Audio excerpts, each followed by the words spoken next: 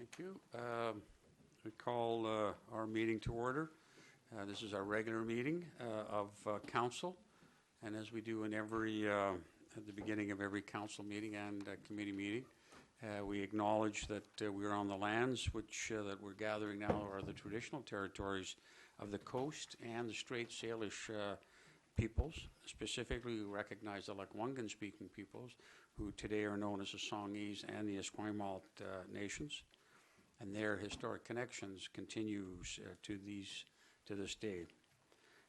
The meeting is being video recorded. If you're up at the microphone, make sure you speak into the microphone. Here, the back of your head will be recorded. The camera's at the back. And it's also archived on our municipal website. We're now in the open portion of the meeting, and our first order of business on the open portion is to adopt the minutes of council on the 8th of January, and then the committee of the whole on the 15th of January. Can I have a motion to that effect? Seconded. Moved, seconded. Discussion. All in favor? Opposed? Unopposed. Item number 4. Those are my remarks. They're a little longer this week because I just shortened them last week because of the importance of just focusing on the tragedy. This is a kind of an update on the Kind Kids Club. And it's really a story of compassion, and I want to thank the kids. Prior to Christmas, I attended a little workshop, a card-making workshop for 7-year-olds. There was about 70 kids and parents registered, and they were making Christmas cards, which they would give out to Oak Bay Lodge and places like that.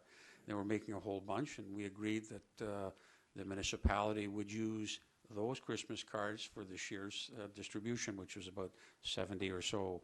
And they made those, and the idea at the time is they were going to get the money that they made from selling those to us, and then buy toys for the Victoria General Hospital Children's Ward.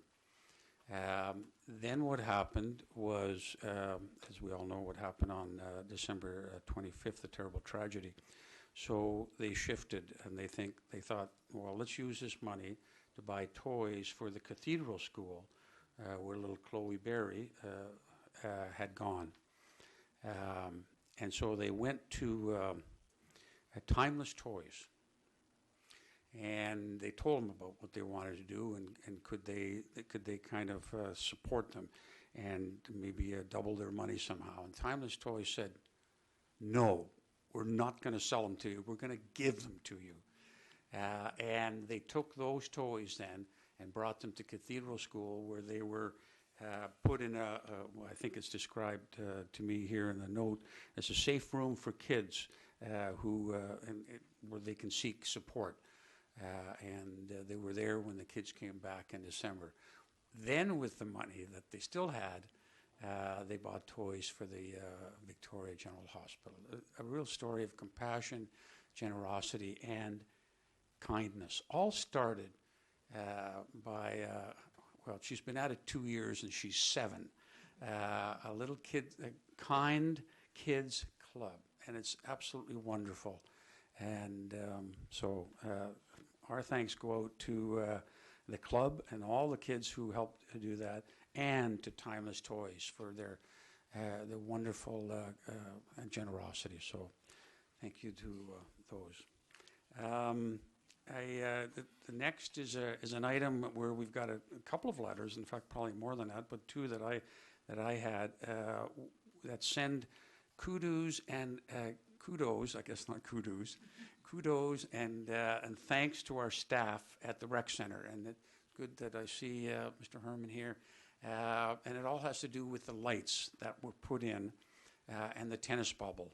And they've made, one person described it as a miraculous difference, and another as it's an immense difference, quite dramatic, he said.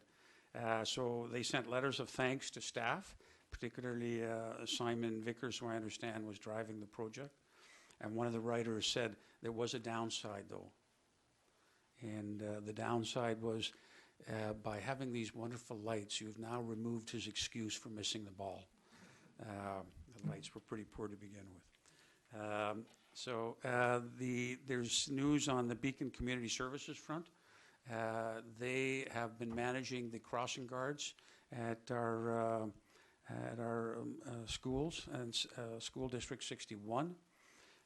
They've made a policy decision to terminate that management, and they wrote just about a week back informing council of that. Ms. Carter, I think, letter was directed to you, and effective July 1st, they will discontinue management. I've asked our School District 61 liaison, Councillor Kirby, to follow up on that and just to see what the impact of that decision might be. Item number 4. This is an update on you may recall we had the Snowyeth poll. Snowyeth meaning First Nations meaning spreading good energy, and it did spread good energy. Subsequent to the poll, or almost coincidental with the poll being a project going forward, there was the Snowyeth Legacy Scholarship established, and it's just about reached its maximum. It's just about 24,000.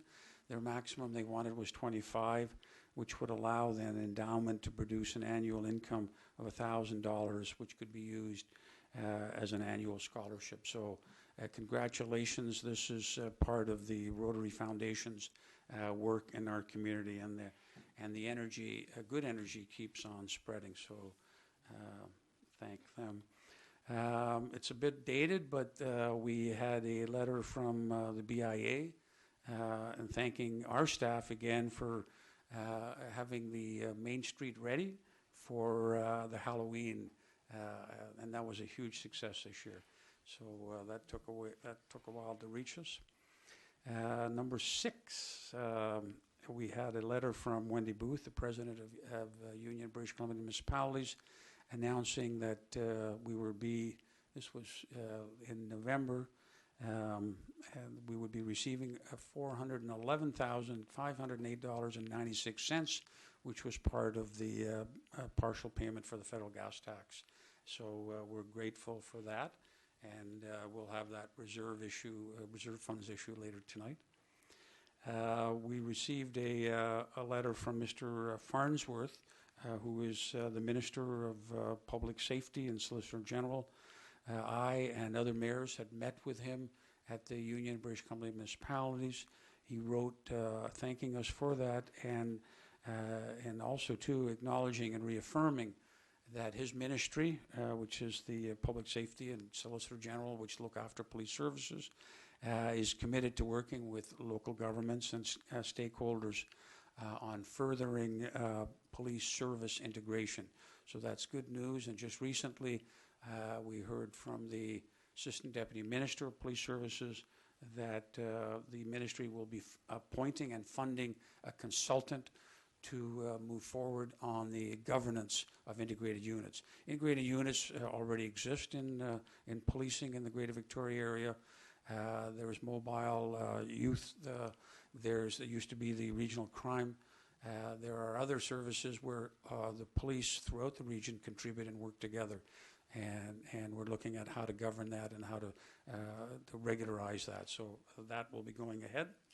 And last but not least, I was forwarded an article which appeared recently in the Firefighting in Canada magazine, a very nice article which highlights our fire department and the tremendous work they had done in terms of improving physical, mental health, and well-being generally. So this tracks the role of policy development, council oversight, medical oversight. So, and it features all of our department. And the name of the article is "Holistic Heroes." British Columbia Fire Department maximizes efficiency with holistic health programs. And we thank the chief and his department for being on the leading edge of that. So those are my quickly gone through remarks.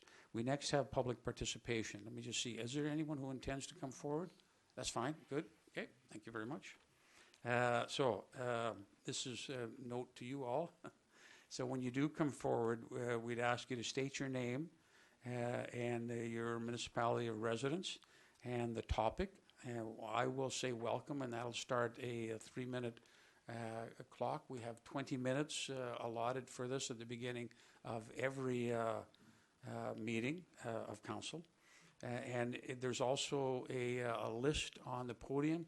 We'd appreciate if you would print your name and also where you're from, and address all remarks through me, and be reminded that we have it is being recorded.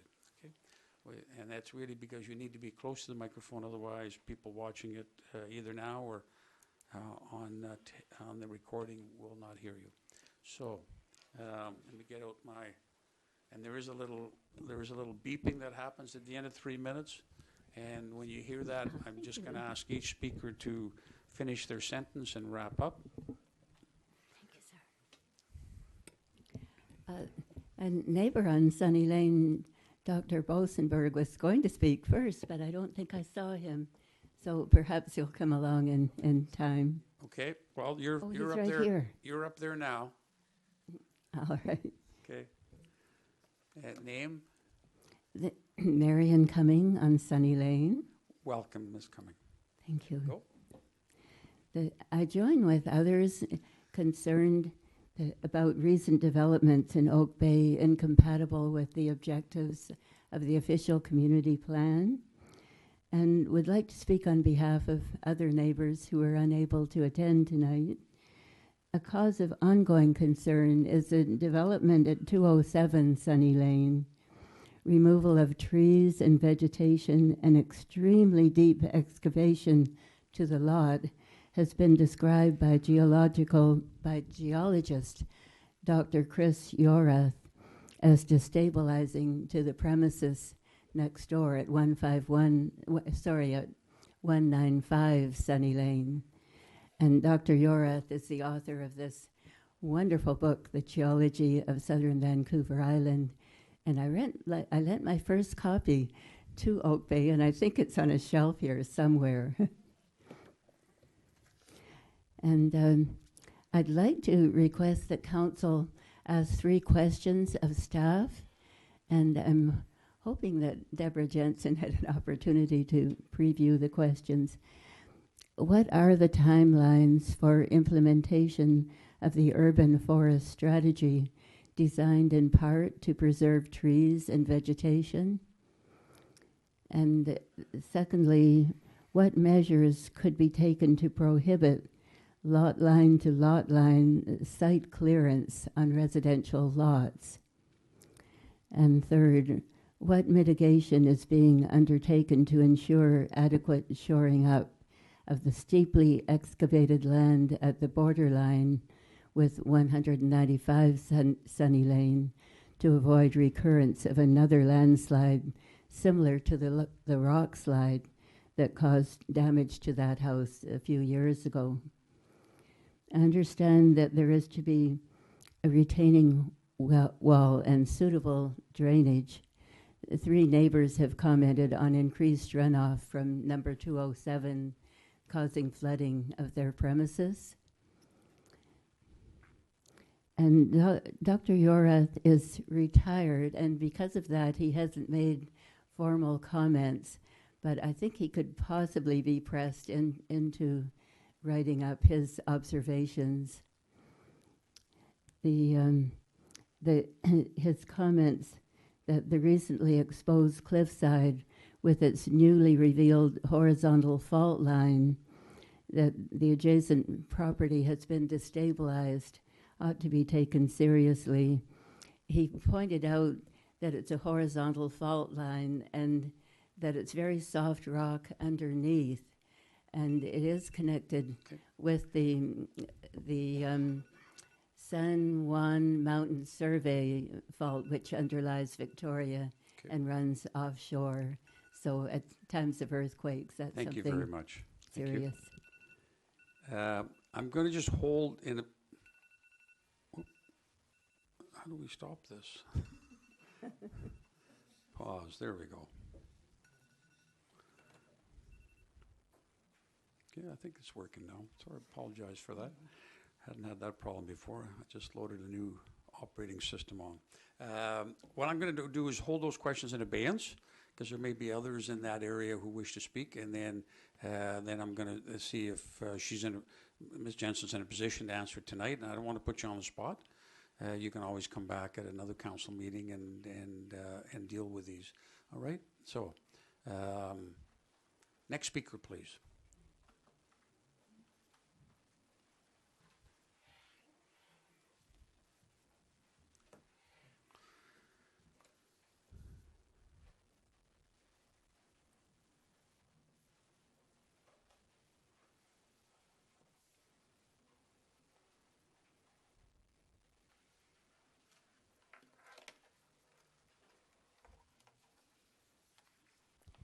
Esther Patterson, Woodlawn Crescent. Welcome. Thank you, Mayor and Council. I have a question about one of the agenda items, and it can certainly wait until it comes to that item on the agenda. It's agenda item 8, the Municipal Reserve Funds Report. My question is on the Land Acquisition Fund, and the question is, if the approving officer indicates on a report for a strata land subdivision that a contribution is applicable to the acquisition fund, I'm just wondering how and when that makes its way into the public record. Thank you. Okay. And not sure that's for Ms. Jensen, but it might be for Ms. Carter. She may be able to answer that tonight. Oh, and are you able to answer, Mr. Jones? Because if you are, I think we're gonna take it at the at the time this comes up, if you don't mind. Okay? So it's just, not. I'm going to start first, Your Worship, just one point of order in terms of not all staff are able to are prepared this evening to be able to answer all of those questions. We would be happy to correspond with each of the individual citizens in the days following. Okay, and that's what I think. Yeah, that's good. I don't want to put anyone on the spot. All right. So next speaker, please.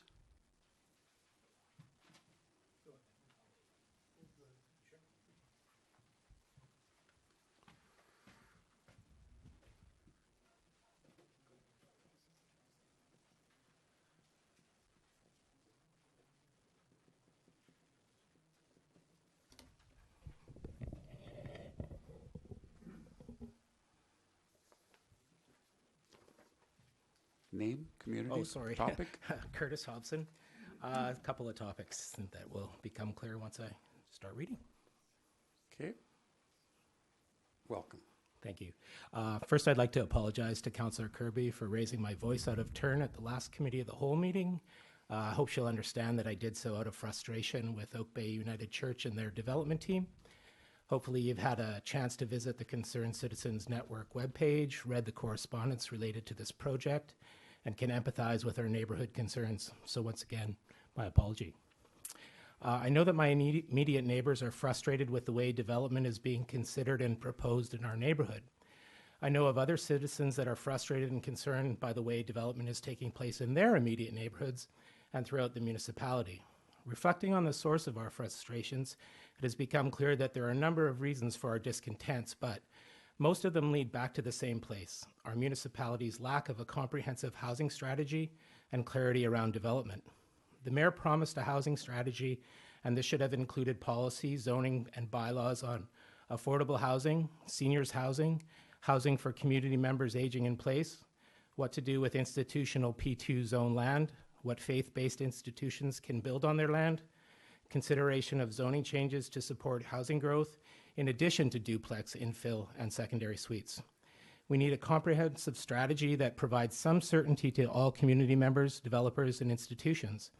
Our current ad hoc or eclectic method of dealing with development and housing burdens municipal staff with extra processes. It raises the concerns of citizens when they find out that current zoning and bylaws can be tossed aside either through rezoning, heritage of revitalization agreements, or variances. As well, it gives the development community, including the Oak Bay United Church, only the opportunity to gamble, preparing for the risk to gamble with enormous costs and with no certainty of results. I quote the mayor here from the Oak Bay News, November 4th, 2014, quote, "The first step will be to prepare a housing strategy and guidelines to identify needs, opportunities, and options," end quote. End quote. "The next priority would be to develop a housing strategy and guidelines that encompass suites, duplexes, and multi-unit dwellings," end quote. Hindsight is 2020, and perhaps looking back, the call to study secondary suites and infill exclusively may have been the wrong one.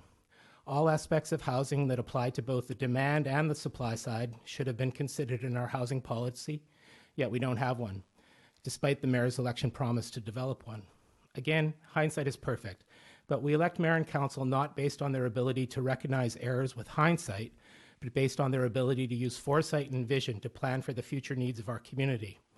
I hope the mayor and council realize that the size of the audience at the Committee of the Whole last week, overflowing out of chambers in the hallway and filling the foyer, could be seen as an indication of failure to implement what was promised.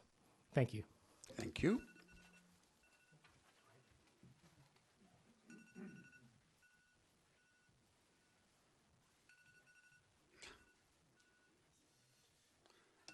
Oh. My apologies.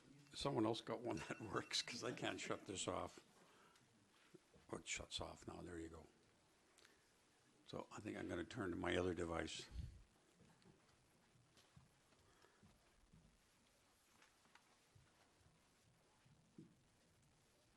The next speaker, please.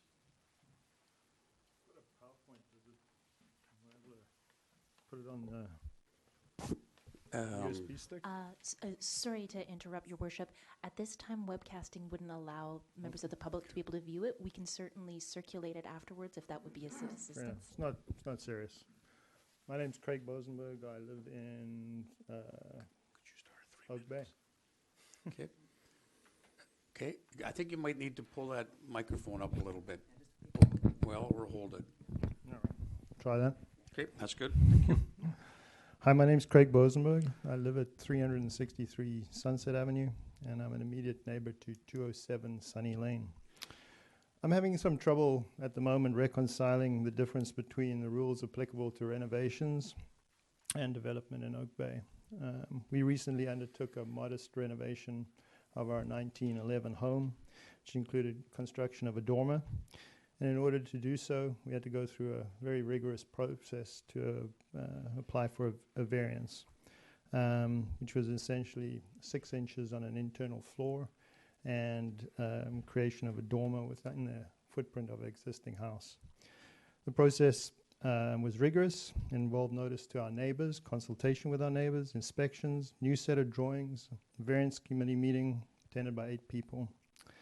So as I'm sure you can appreciate, given the attention and care that Oak Bay demonstrates with respect to construction, presumably to protect neighborhoods and the character of the neighborhood, it's been astounding to witness the contrast with the permission to demolish the hillside at 207 Sunny Lane and experience the noise of 2.5 weeks, including Saturdays, of rocks being drilled with a jackhammer. And now to witness the construction of a vast home from lot boundary to lot boundary, irreversibly altering the landscape and utterly destroying the native vegetation and topography of the lot, quite possibly altering the stability of the hillside. The Oak Bay Community Development Plan sets out very clear guidelines with respect to how these sorts of new developments should proceed. Specifically, 8.3.16 and 8.3.17 promote guidelines which support the conservation of neighborhood character, promote the conservation of existing topology, vegetation, and rock outcrops, with limits to blasting, excavation, and backfilling. The development plan is an excellent document and guideline. Seems self-evident to me that the Oak Bay Community Plan guidelines were not followed in the instance of 207 Sunny Lane.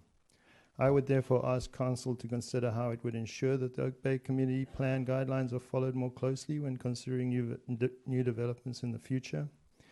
And when developments like this that are materially alter the topography and character of a neighborhood are planned, I would ask that at a minimum the neighbors are canvassed for their opinions and given the chance to present arguments against new developments which require significant blasting and excavation, which materially alter the character of the community. Ultimately, it's the neighbors who are left with the consequences of the decisions made by council long after the developer has left. There may be instances when the benefit of the community trumps the wishes of the neighborhood, but in this case, it's been very hard to see. Thank you. Thank you very much. Next speaker, please.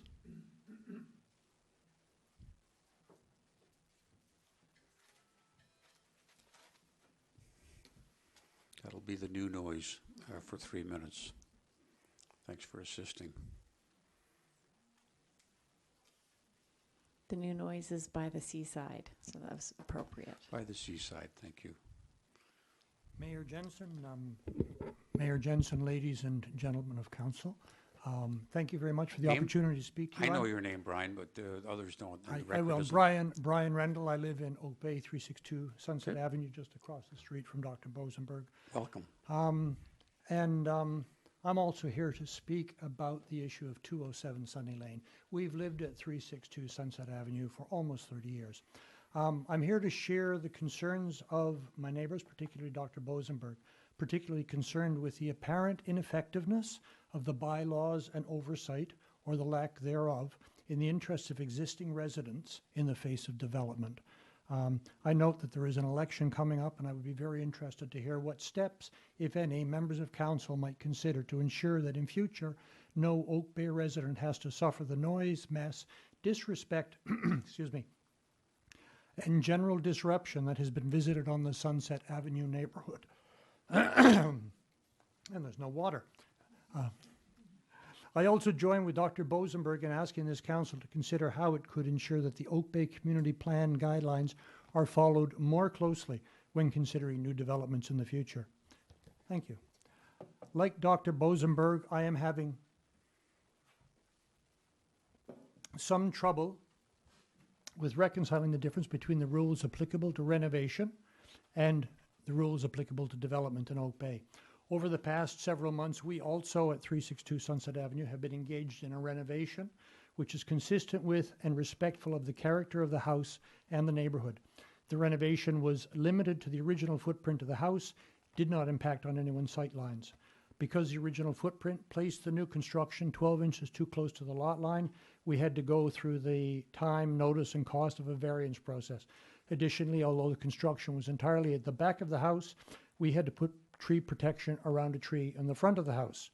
These were apparently reasonable requirements in a municipality concerned to protect neighbors, neighborhoods, and their current character and their environment.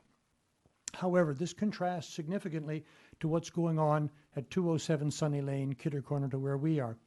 It appears to be, at the face of it at least, a double standard. Since last spring, there's been dirt and dust, loud and continuous noise starting from 7 in the morning until after dark. This evening it didn't stop till 5:30. Cutting and bulldozing of every living twig on the property. Ongoing unsightly mess, including a crushed rusty oil tank, which lay next to the road for at least a month. Fire hazard next to the park during July, during the peak of the fire season. When I asked the developer about this, he said, mind your own business. Construction right to the lot lines, apparently without any requirement for a variance, neighbor consultation, or anything indicative of concern for the interests of the residents. And significant change to the structure of the rock spoken to by Ms. Cummings. Could you wrap it up then, please? I will very That was quickly. the time. Thank you.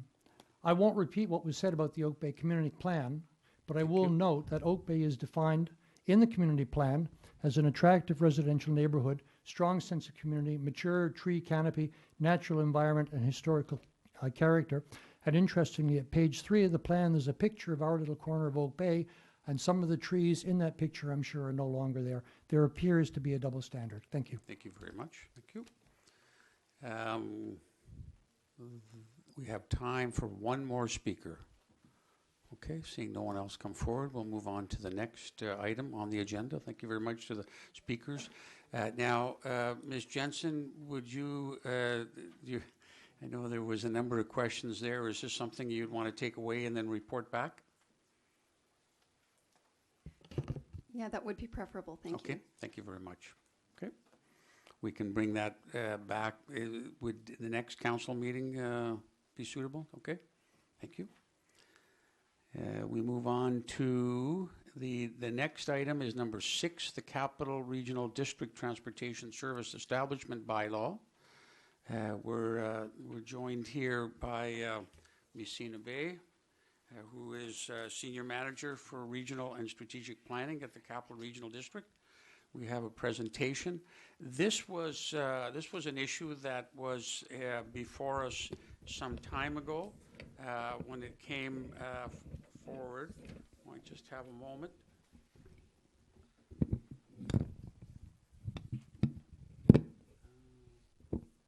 Yes, sometime in November, we passed a motion on November 14th, which we resolved that Oak Bay Council support the establishment of a regional transportation service through the Capital Regional District. But at that point, we did have some questions, which we forwarded to the CRD through, at that time, the Director Bryce, Chair of the Transportation Committee. Specifically, we wanted to hear about the appropriate time, about the at the appropriate time, about the maximum requisition, the member participation, and the service approval process. Welcome, Ms. Bay, and I see you have a PowerPoint that you're going to present with us, which is now in our materials. It was added this afternoon, so welcome to Oak Bay Council. Thank you very much, Your Worship and Council. As I was introduced, my name is Sina Bay. I'm the Senior Manager of Regional and Strategic Planning at the Capital Regional District, and part of what I am working on is the Regional Transportation Service. The Regional Transportation Service is a CRD board strategic initiative. It's to respond to public demand for more coordinated transportation planning across the region. So this has been something that the board has been looking at for a number of years. The discussion started actually decades ago, but the service specifically has been talked about since about 2011.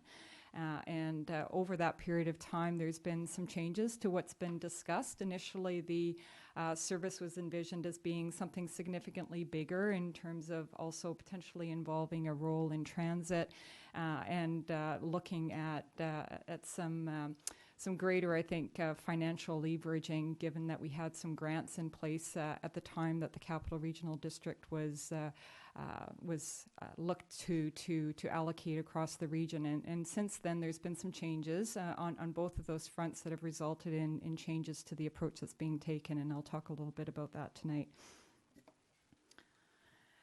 Specifically, as was introduced earlier on, Oak Bay Council looked at this a little over a year ago and said at the time that there was an initial support for it. However, there were some questions, and I'm here hopefully tonight to answer some of those questions. The bylaw at that time was referred not just to Oak Bay, but to every other municipal council in the region. And in response to that, we had the majority of councils coming back and saying that they supported it. We also had a number of councils saying that they had some concerns.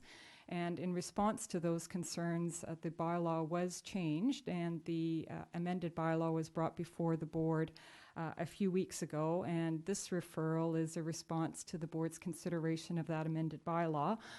The board asked that we go out and ask each of the councils whether there would be support for providing, or whether there would be municipal support for the amended bylaws that's been put together. So that's part of what I'm here to talk to you about tonight. But taking a bit of a step back, I just want to talk a little bit about what some of the things were that were considerations behind the board putting forward the transportation service, because there are a number of realities in the region that prompted the transportation service. So one of those realities is that Oak Bay residents, and indeed residents across the region, regardless of what municipality they reside in, rely on the entire regional network to get around. They don't just rely on the roads within their municipal boundaries.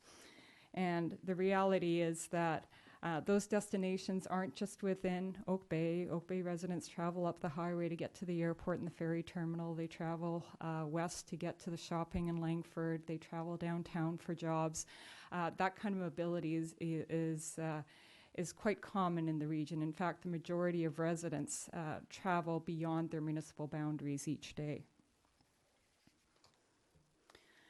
The second reality is that Oak Bay really has no formal way to advocate for or contribute to transportation improvements outside of Oak Bay's boundaries, even though those contributions might actually benefit Oak Bay residents.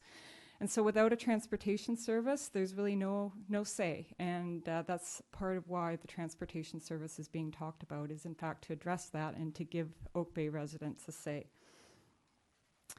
The third reality is that some transportation programs really can't be delivered at a municipal scale in a cost-effective fashion. So without a service, there's no ability to get those efficiencies. Fourth, many external funders are looking for regional rather than municipal specific projects and programs. So without a service, it's hard to attract that money. Just as a recent example, for example, the Capital Regional District has been operating the People Power program, which encompasses a active and safe routes to school component, for which we were able to attract significant funding both from the Victoria Foundation, the Real Estate Foundation, and we were told by both those funders that part of what made that attractive to them for funding was in fact that it was a regional initiative, and they would not have funded that kind of an initiative had it come back to them just from one or two municipalities. So that's a tangible example of how external funding can come in greater quantities to the region when we're all acting together. So those are some of the realities that prompted the transportation service. The intent here is to, with the service, identify shared regional priorities, pool our dollars together, attract external funding, and therefore by taking all of those, essentially push down on that lever and get our desired transportation system off the ground. Now, one of the questions I recognized is that there's a desire to know what exactly does this involve in terms of the requisition. So initially, it really involves no additional funding because the first stage of the proposed transportation service is simply to consolidate the two aspects or the two departments at the CRD that have to do with transportation. So right now, we have my group that gathers transportation data, and we have another group, the Regional Park Service, that operates the regional trails. They both have something to do with transportation, but they're in two different departments. And so the initial intent is really to consolidate those two operations, bring them into one group so that you can get some efficiencies out of those, and that's it. That's the initial step.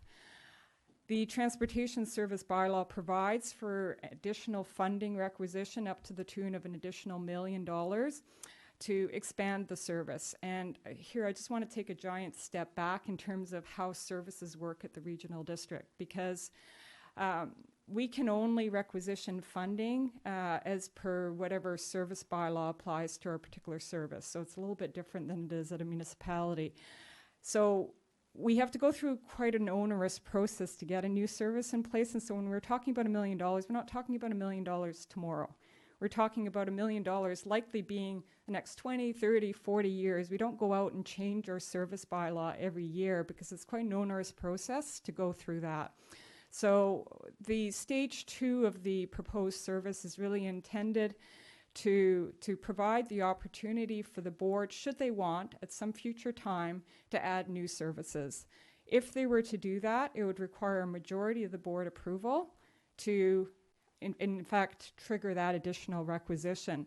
And that additional requisition could only ever go up to the maximum of what's provided for in the bylaw, which the way it's structured right now is $1 million more than what we have in place today. And that's really intended to be for the long term, not for tomorrow or the day after tomorrow. That requisition, when you first saw the bylaw, was $10 million. So we brought that down to $2.5 million, which is $1 million more than is being spent today. So that just gives you some perspective as to the response that was made based on the original input. So that was one of the concerns that was expressed when we originally went forward for our consultation. So the maximum requisition has now been brought down. As I mentioned before, any new funding requests would need to be approved by the full board. Working together creates opportunities for us, in fact, to attract external funding to reduce the costs to the region. And without a service, we potentially lose out on grants that would help reduce those costs. Another concern that we heard from some of the municipalities was that under transportation service, we won't have enough say as an individual municipality. And in response to that, I can say really municipal matters will continue to be dealt with locally. This isn't about the CRD coming in and telling you how to program your traffic lights. This isn't about the CRD telling you where to put the sidewalks. This is really about the CRD doing the types of things that make most sense to happen at a regional level. The scope of the service can be limited to whatever there's comfort with, so we've already made some adjustments based on the input that we received. And the governance model can really be created to respond to concerns and tweaked as needed. At this point, there is no governance model presented. We're saying that that can really wait until after the transportation service is being put in place.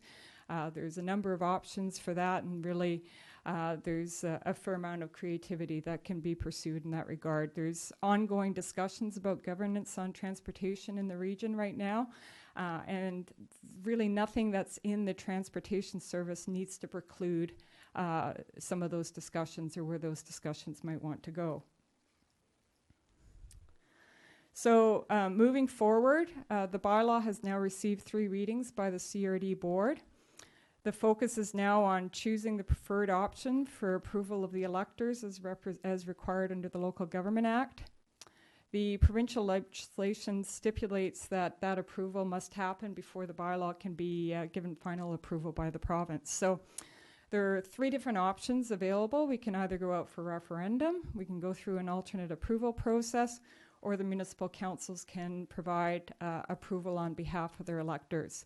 So those are the 3 models that are before the board. The board has not yet chosen. Part of what they want to have back from you and from all the other councils is some indication of the support from you before they make that decision. So how do we make it happen? The municipalities can show support for the establishment of a transportation service. We will then take that feedback and report it back to the board, and then the board will make a decision about whether to or which approval mechanism they choose to support, and then staff would help carry out whatever direction that is, and then ultimately it would go to the inspector of municipalities for approval. So the request tonight is for an indication of support from Oak Bay Council, and we would take that feedback as well as the feedback we get from all the other councils and report back to the board. Thank you. Thank you very much. I think you've covered all 3: maximum requisition, member participation, and service process, service approval process. So thank you very much. Let's see if there's any questions on the presentation, generally or specifically. Yes, go ahead, Councillor Kirby, please. Thank you. I just had a specific question regarding why the Victoria Regional Transportation Authority is not included, like the the bus services. Why is that not included in the scope? Why was the scope reduced to not include that? There wasn't general support for including that at this time, and the legislation at the province would have to change to make that a possibility, and the province in previous discussions had indicated that really for that to happen, they would need unilateral support from all councils in the region, and that support isn't there at this point. So it's probably premature at this stage.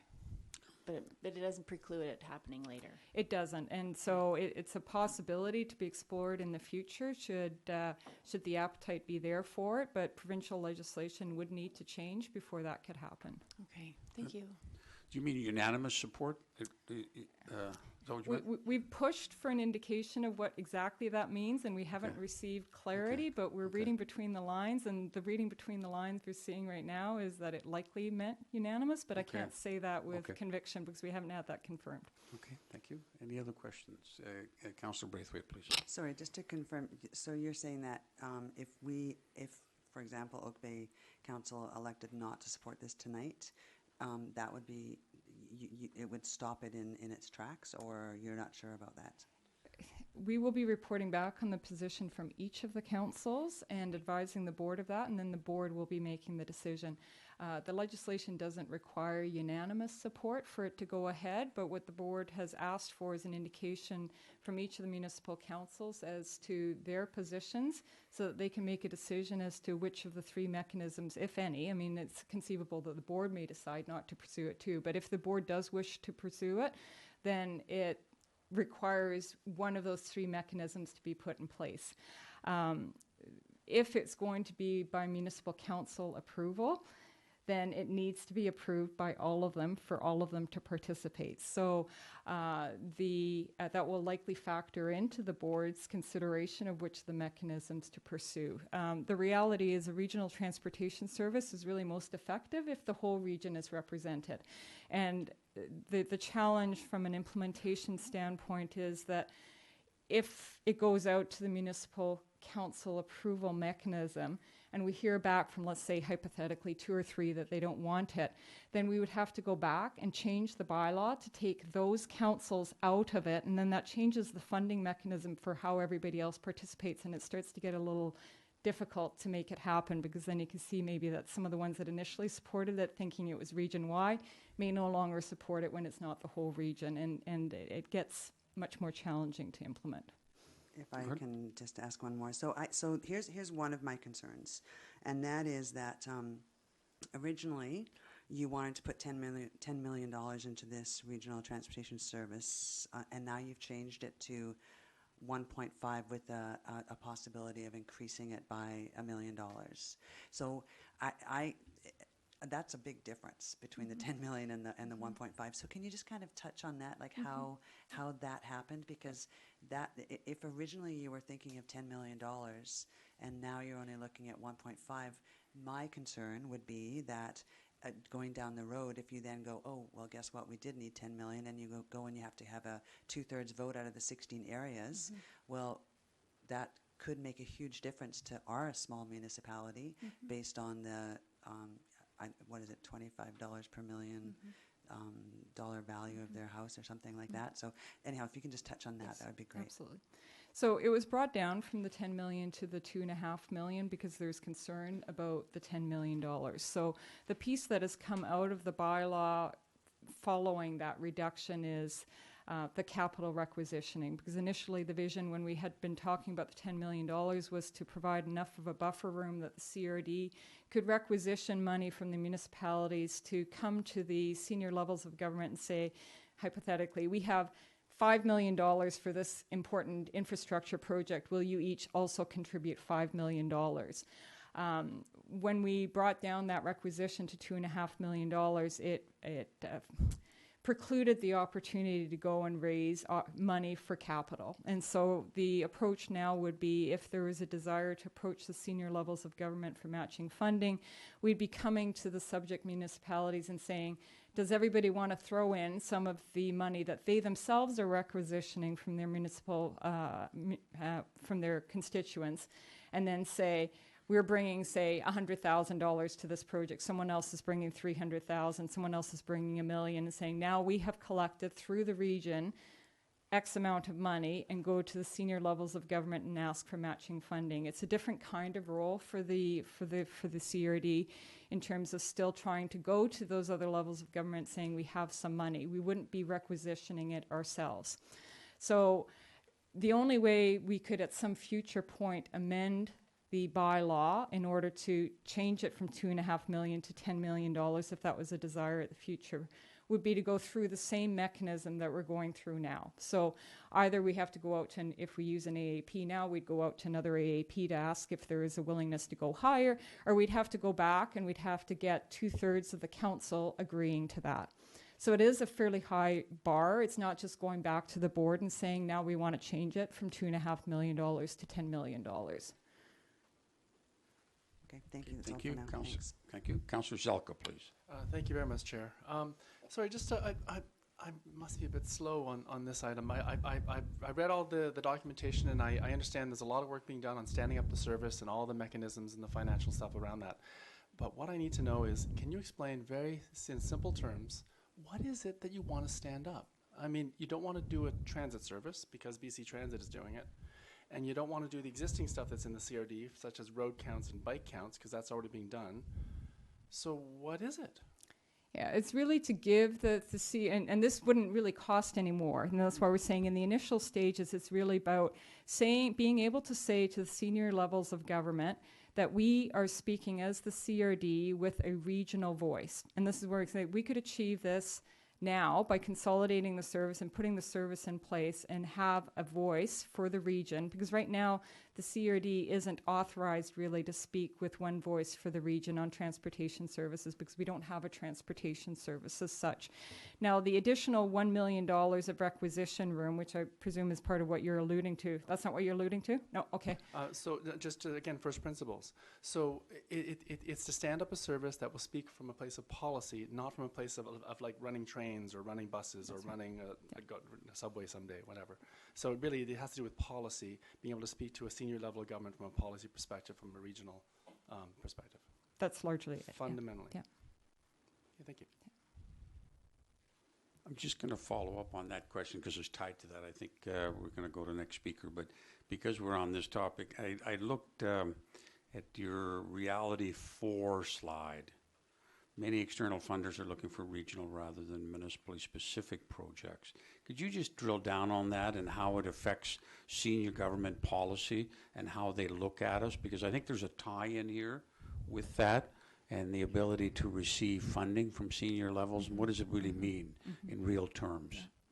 So increasingly what we're seeing for senior levels of government, they like to see what a regional priority is and saying rather than funding something that Oak Bay may come forward with a request, Saanich may come forward with another request, Langford comes forward with a request, and the senior levels of government look to us as a region saying, well, what is the regional priority? Because we're getting a lot of these disjointed requests and we're not able to understand really what the region's priority is. And so we're getting those kind of, that kind of feedback. Also, we're getting on the data end of things, what we're seeing increasingly with grant applications is there's a desire for quality and long-term data in terms of saying, if we invest in this, what is the problem that we're trying to solve? Show us that the problem is in fact getting worse, and show us that the problem is getting worse on a regional level, and show us that the investments that we've made in the past have made a difference. And those are the kind of things where if we can speak as a region, we're much more and much better empowered to respond. So thank you. That helps me understand a bit of what's being asked for here. So then, to operationalize any of these policies that would be set at the regional level, would it then be handed off to another group, such as the BC Transit or the rail line folks, or some other group? I mean, the fact that it's being called a service is kind of like why it's not really a service, is it?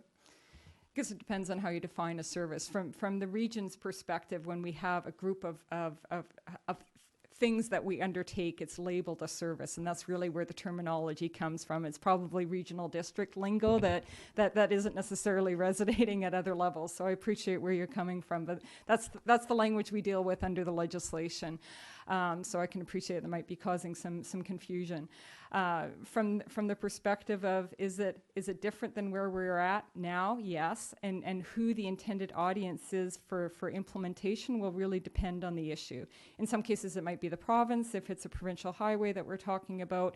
In other cases it may be transit if we're talking about transit priorities.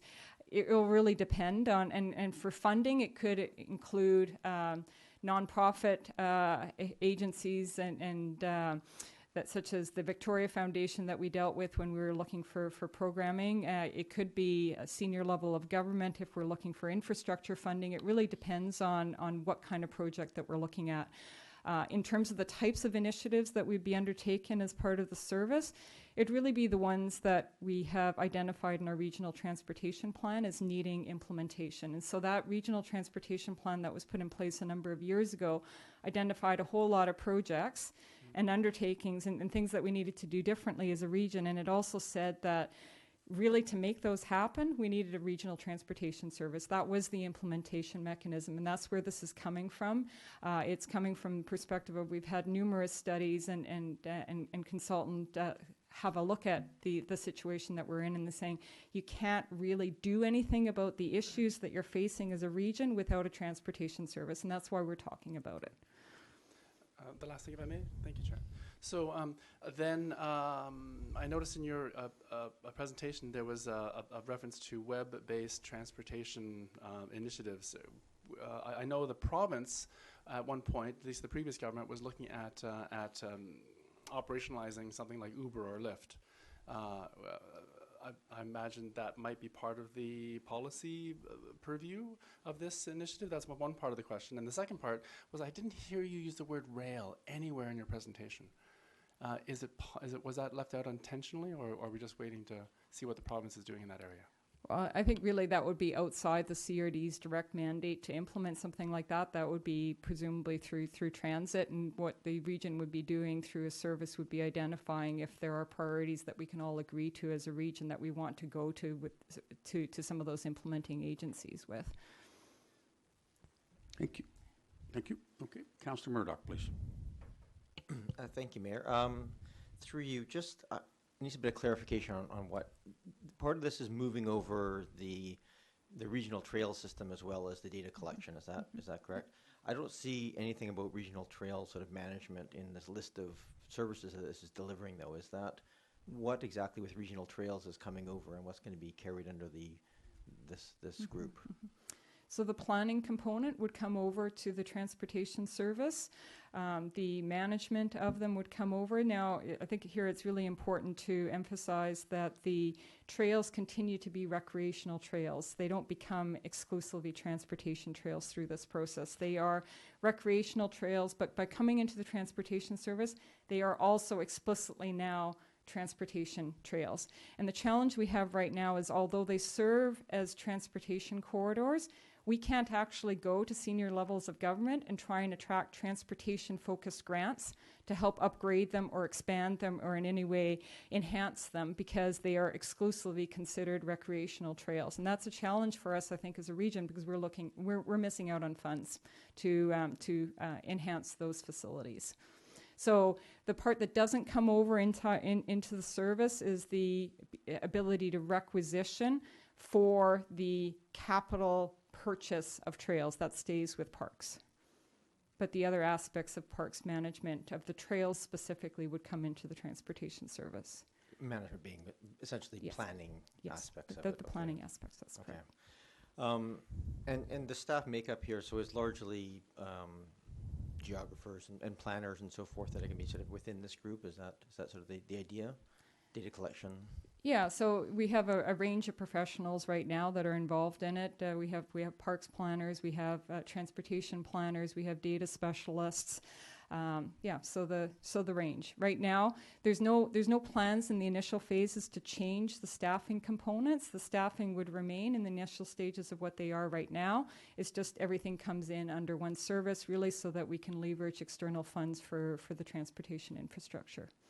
Okay, and I will say, like, I think having regional planning makes a lot of sense. I think having data collection and having the data available makes a lot of sense. And obviously, where there's regional things, having a unified voice makes a lot of sense. So, my question is really trying to drill down into what services are being provided and are they sort of appropriate from a specifics. One of the concern I have here is that we have a whole pool of technical advisory pieces of this, right? We have data analysis, we have data collection, we have policy and planning and models here for doing it, but we also have in here promotion and a bunch of sort of PR type things which we're advocating for certain things within this. And I always have a problem with groups that do both. You're either providing the technical data and providing it up to policy people and to decision making, or you're not. But that having a promotional part of it conjoined like that is, to my mind, a little problematic. Perhaps you could just address that. Yes, through the mayor. Looking at this from a perspective of what we're doing right now. Right now, we're managing the trails in one department, and we're collecting data and doing the transportation planning and policy work with another group. We don't have within our existing service mandate the ability to do promotions. And so if we were to enter into that, that would be something that the board would have to direct us to do. The closest that we've come to date is through the work on delivering our People Power program, which has included the Active and Safe Routes to School program. And we've done that through the grant funding. That's how we've kind of been able to do it, even though our existing service mandate doesn't allow us to do it, because that part has been entirely grant funded. If we were to venture into the programming component, that would be upon the direction of the board. So we'd have to go forward specifically and say, is this something you want to fund going forward, and how much do you want to put towards it? Thank you. And that, through you, Chair, that leads me, so that's a good example, right? So the Active Routes to School program, that was funded, though. It's a program funded by the CRD. There's additional programming funding that comes from outside. So you cited that as an example of a grant that we wouldn't have gotten if we didn't have a regional plan. Yes, so what we did for that particular initiative was the planning part, and I know that we're getting into technicalities here, but since you're asking, the planning part of that Active and Safe Routes to School initiative was done within our existing service mandate. That's the part the board provided funding for under our service, and the programming piece was the part that the external funding partners provided funding for. Fair enough, and I guess my concern is that the cost of the fixed part of it doesn't anywhere near offset the cost. Like the grants don't offset that, right? So in this case, has there been any actual studies done to give us a sense of what grants are being left on the table here? I mean, obviously has no authority over the highways, which is provincial. It doesn't have any authority to do any work on the roads or the bike lanes or the sidewalks, which are all municipal. It has it over the linear paths, which we already have, but it already has control over that. So I'm trying to get a sense of is there a different pool of grants? $2.5 million a year, I guess, if you're looking at spending $2.5 million a year, sort of hoping to get $25 million a year in grants to kind of, to find that sort of offset. So is there any sense or any research done to say there are actually, outside of what we have access to municipally, an additional, say, $25 million a year in grants available that we'll gain from this extra expenditures? I can appreciate the desire to identify that, absolutely, and I would love to have those numbers myself. Those grant programs change a lot from year to year, and so it would be really hard for me to identify a specific number. I think it's safe to say, though, that the board will be asking those same kind of numbers before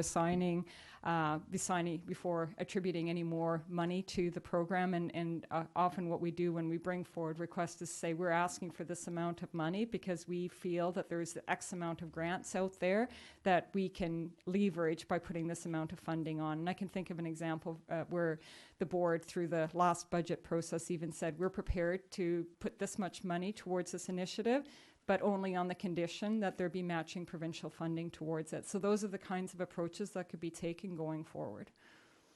It can be made contingent, for example, and that was one of the things that had been thought about when we put forward the initial $10 million requisition money. There is an accompanying requisition policy that went with it that said that capital requisitioning was only to happen if there was matching provincial and federal funding to go with it. It's a little less of a consideration now that we're not requisitioning for capital projects. Okay. That matching grant funding would not be happening from the CRD putting money on the table for capital projects other than for the parks trails.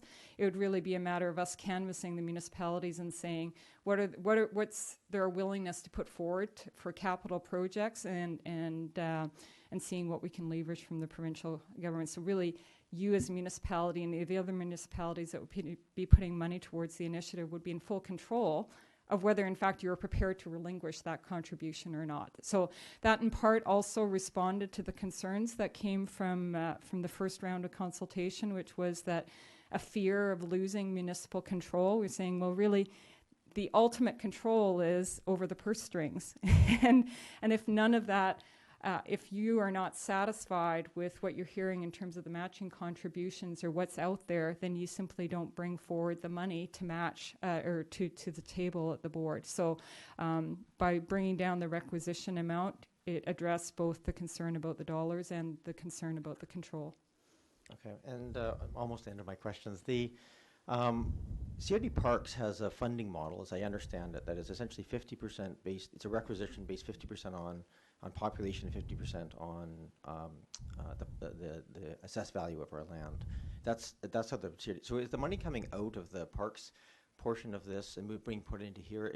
The bylaw itself seemed a little vague in terms, other than saying it can do a direct taxation based on our assessments. But transportation is obviously almost entirely population-based. So is there, unless maybe you can clarify, 'cause to my reading of the bylaw, it does not specify how that requisition is actually going to happen. The requisition is a dollar amount based on assessed value, so it relates back to the assessed land values. It's not based on population. So it's a portion, it's a municipal requisition, so it's based on Oak Bay's total amount of taxable land and assets within your area as a share of the region's total. And so there's a calculation that comes out of that. You may not know the answer to this question, but can you explain why that is? Because if we think of all things, transportation very specifically would be based entirely on population. My understanding is that's just the way the legislation specifies it. Okay. I mean, for us as a municipality, that is going to dramatically increase the essentialist. For that $1.5 million staying the same, our portion of that goes up dramatically as a result of that. And we're probably the least user of all these regional trail systems because we're so close to the downtown core. Okay, so that's another piece. I think I'll leave it at that, but I'm just, so the procedurally is the appropriate thing here.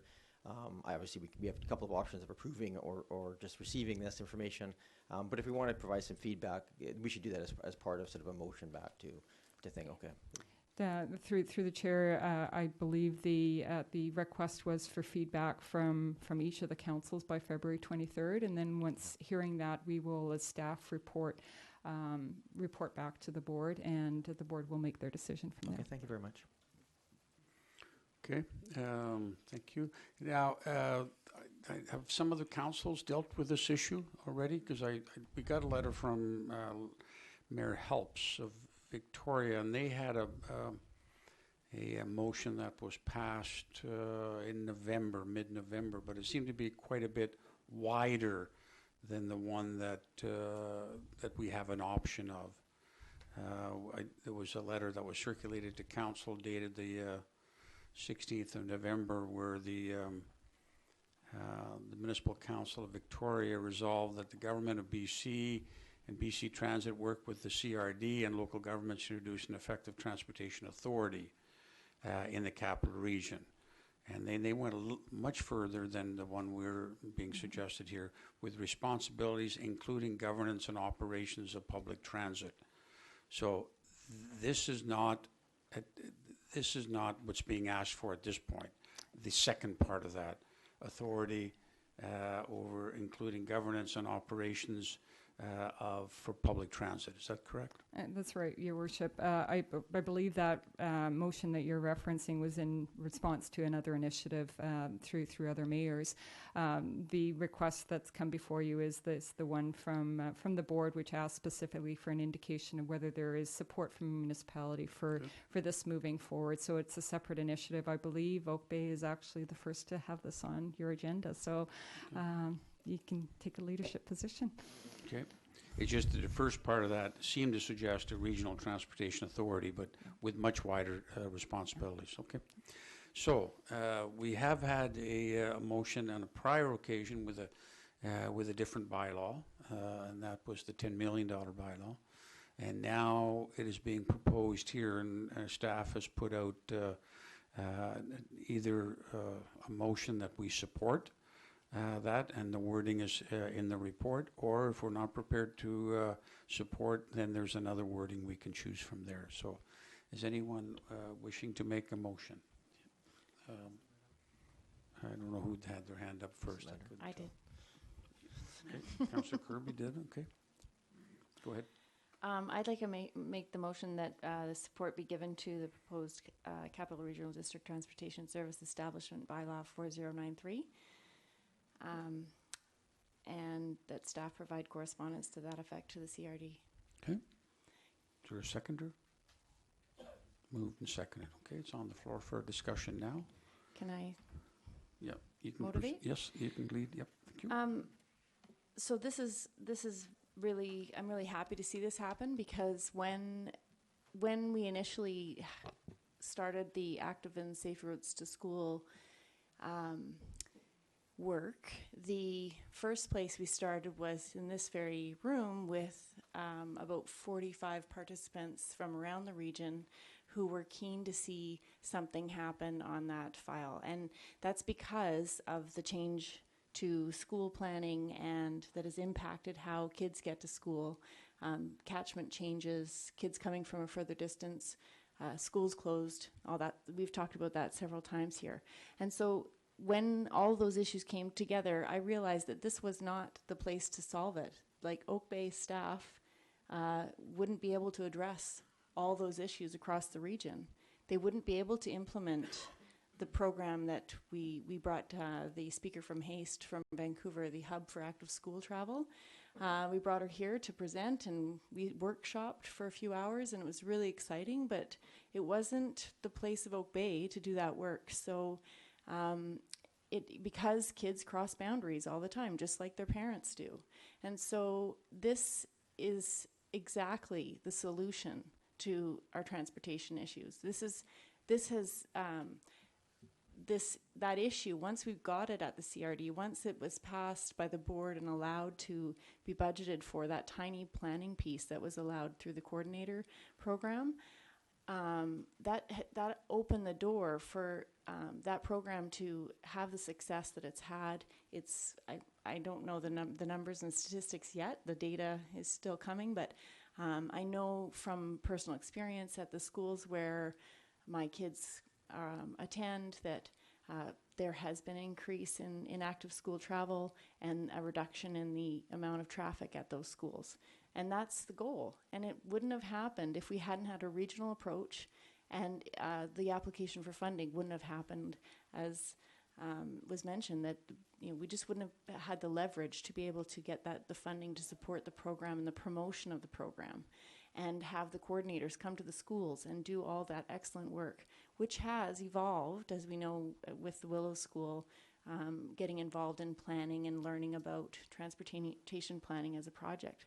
So it's super, I think this is an excellent initiative. It's absolutely necessary to start solving our regional transportation problems, not just, I'd love to see it include public transportation, the transit authority. That would be really great.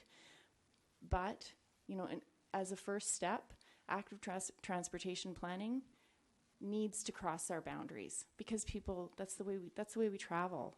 And I hate to see, I know we make our best effort at the engineering departments to get together regularly and communicate and collaborate and build networks. But I think that service is best delivered where the data is being collected, where the expertise is at the CRD. I really believe this is an excellent step forward. Thank you. Councillor Murdoch, please. Did I have my hand up? No, well, there was a race before as to who had their hand up first. Oh, fair enough. No, Sorry. so I support most of the things that Councillor Kirby said. I think this has the potential of doing a lot of that good stuff. My concerns with are specific. So I'll make a motion to amend, to add 3 aspects to that, and I'll pass them around so people can read them. I did these ahead of the meeting, so having listened, they may be worthy of change. Sorry, I'll pass it. One extra one down to the staff as well. So my motion would be to amend it. Just leave it as is, but you said that establish a transportation service establishment bylaw 4093/2018, and I would add, if the following conditions are met, that the cost recovery portion of the bylaws stipulate that the cost of the service shall be allocated by population, because I think that's a very important one and key to just fundamentally good governance. That the list of services be amended to remove references to promotion services and provision of web-based and multimedia platforms. I think that portion of it should be separate from the planning and policy portion of it. And third, that evidence is available that the incremental increase in grants be substantially exceed the increased cost incurred by implementing this service. And I guess I would just cite that as, if you were looking at $2.5 million a year, we could build the entirety of the City of Victoria's separated bike lane program in 6 years for that amount of money. So at some point, the planning portion of it needs to be realized and actual dollars being spent on the ground. So those would be the three things that I would suggest that we add, and that would provide clarity to our position to the CRD. And of course, continuing that the staff provide correspondence to that effect. Thank you. So that's moved. I'll second. And this is by way of amendment. So Second. the amendment is moved and seconded. Now, given that these three are freestanding and they don't necessarily cross over, it may be best to take them as one at a time, because I think that's fair. it's kind of like you can divide a motion and it's based on that. So let's discuss it as one, and then we'll vote on them one at a time, 1, 2, and 3 in that order, because some might be supported by the majority and others might not be. So I think the first one is fairly straightforward, just the allocation by population rather than by assessed value. And I think if you look at transportation, be it active transportation, transit, cars, bikes, etc., it's all people. They're all moving, and the costs attached to those are directly linear to the number of people. So to my mind, doing it by assessed value, and frankly, if we just this one change is going to have a pretty substantive impact on our costs as a municipality, I think this is a pretty critical one. okay, Councillor Croft, please, on the amendment. Yeah, on the amendment only, I'm wondering whether or not in the question from the Capital Region District is, do we have any further questions? Could these go forward as questions rather than part of a motion? And that we could table the motion until we receive the response, because we have till February 23rd to respond to this. I'm just wondering, rather than going forward in this manner. That certainly is possible. So, but just hang on to your tabling motion at this point, because that kind of cuts off, because I do have, yeah, fair enough, and because I do have a question about the first one, but if there's, maybe I can ask it at this point. Is that okay with council? Ms. Bay has talked about the legislation which set up the way that the funding is calculated, or the way the contribution is calculated. Now, what legislation specifically you're referring to? Yes, so it would be under the Local Government Act, but your question is one I'm certainly happy to take back and look into. It's getting into some legalities and some areas of the legislation that it's not my domain of expertise, so I'm happy to take that question back and see whether that's possible. I don't know whether it is, so I would look into that, and I can certainly get back to you. Because if it is provincial legislation, that is not controlled by the CRD or controlled by us, then making this a condition essentially in the outset is essentially saying that we can't support it. Because if it had been something that was within the power of the CRD to change, that's one thing, and certainly I could support there. But if it's provincial legislation that bars us from doing something like this, then effectively that condition would end our support. So that would be my concern, and that perhaps that needs a little more exploration. Any other, if there is, I am anticipating a tabling motion. So before we get to that, is there any questions on any of these that we may need the CRD to respond to if this matter is tabled? Councillor Zelka, please. Thank you, Chair. I'm generally amenable to a possible change to a question process where we table it and deal with it later. But however, if I could share some comments at this point related to it. Certainly, we're at the. You can either ask questions or at this point, or debate the amended relating motion. Relating to the amendment, the first item, I definitely have to agree with element number 1, and what Ms. Bay may not be aware of, at least the CRD, is that some of us here on the table are spooked to stand up a new service similar to, for example, the public library.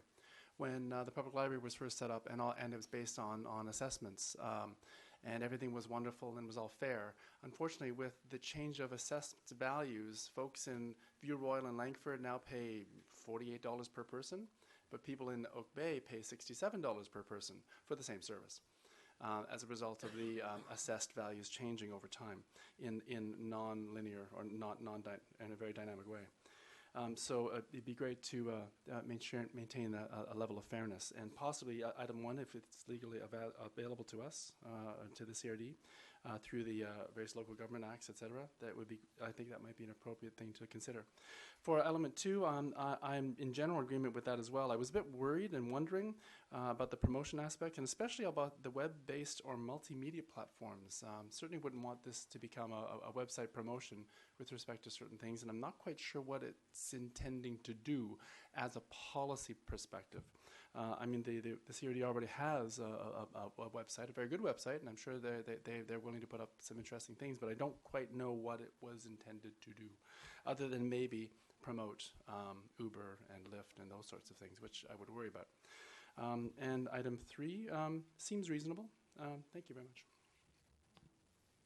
Just on the first point you made about the library, that's subject to an agreement, and this might be subject to legislation, so that's something we need to say. Now, any other comments, or we ready for a, okay, I was going to say we're ready for a tabling motion, but we're not right yet, because I think there's another comment here. Well, Councillor Kirby, please. I just wanted to, I don't object to the exploring whether or not the service could be allocated by population, but I do think that something like the active school travel program is more successful if it's promoted, and they use the people-powered program or people-powered CRD as a means of promoting that program and encouraging families to get involved through a web-based program. I think that's I think that's what's intended.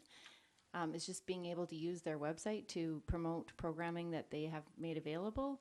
But I would love Ms. Bay to be able to support that or explain what they mean by web-based or multimedia platforms. I'm assuming that means like Instagram and like Walkable Cities does. Your Worship, promotions could mean it's quite correct to say it is not defined. I mean, a possible way to resolve it is to attempt to define it if it's causing nervousness. It was intended, as with any legislation like this or service that's put in place, to be flexible enough that it could accommodate the needs over a prolonged period of time, since we don't, for the most part, revisit our bylaws or service bylaws once they're put in place. So it's very difficult at this point to strike that balance between providing certainty and comfort while also providing sufficient flexibility to let this stand potentially for 20 or 30 years without having to be refined. Some of the thoughts that were behind the web-based platforms, it could be something like a travel planning initiative whereby you could enter in on a website saying, I want to get from Oak Bay to hypothetically Langford. How can I get there with buses? How can I get there with a combination of mechanisms from buses and walking and cycling? Those kind of initiatives are present in larger communities whereby you can get the true multimodal way of getting around, and it pulls in information from all the different players. It could potentially even tie into BC Ferries schedules. It could tie into those kind of things. It could tie into to schedules in other communities. So that's some of what was being contemplated with the web-based platforms, that it could be a assistance to residents for their travel planning needs. On the promotions piece, I guess one could argue that some of what we've even been doing with the Active and Safe Routes to School program and some of the other initiatives we've been running as part of that People Power program are indeed promotions. We're promoting active travel to the community. That was part of what we were trying to do with that initiative.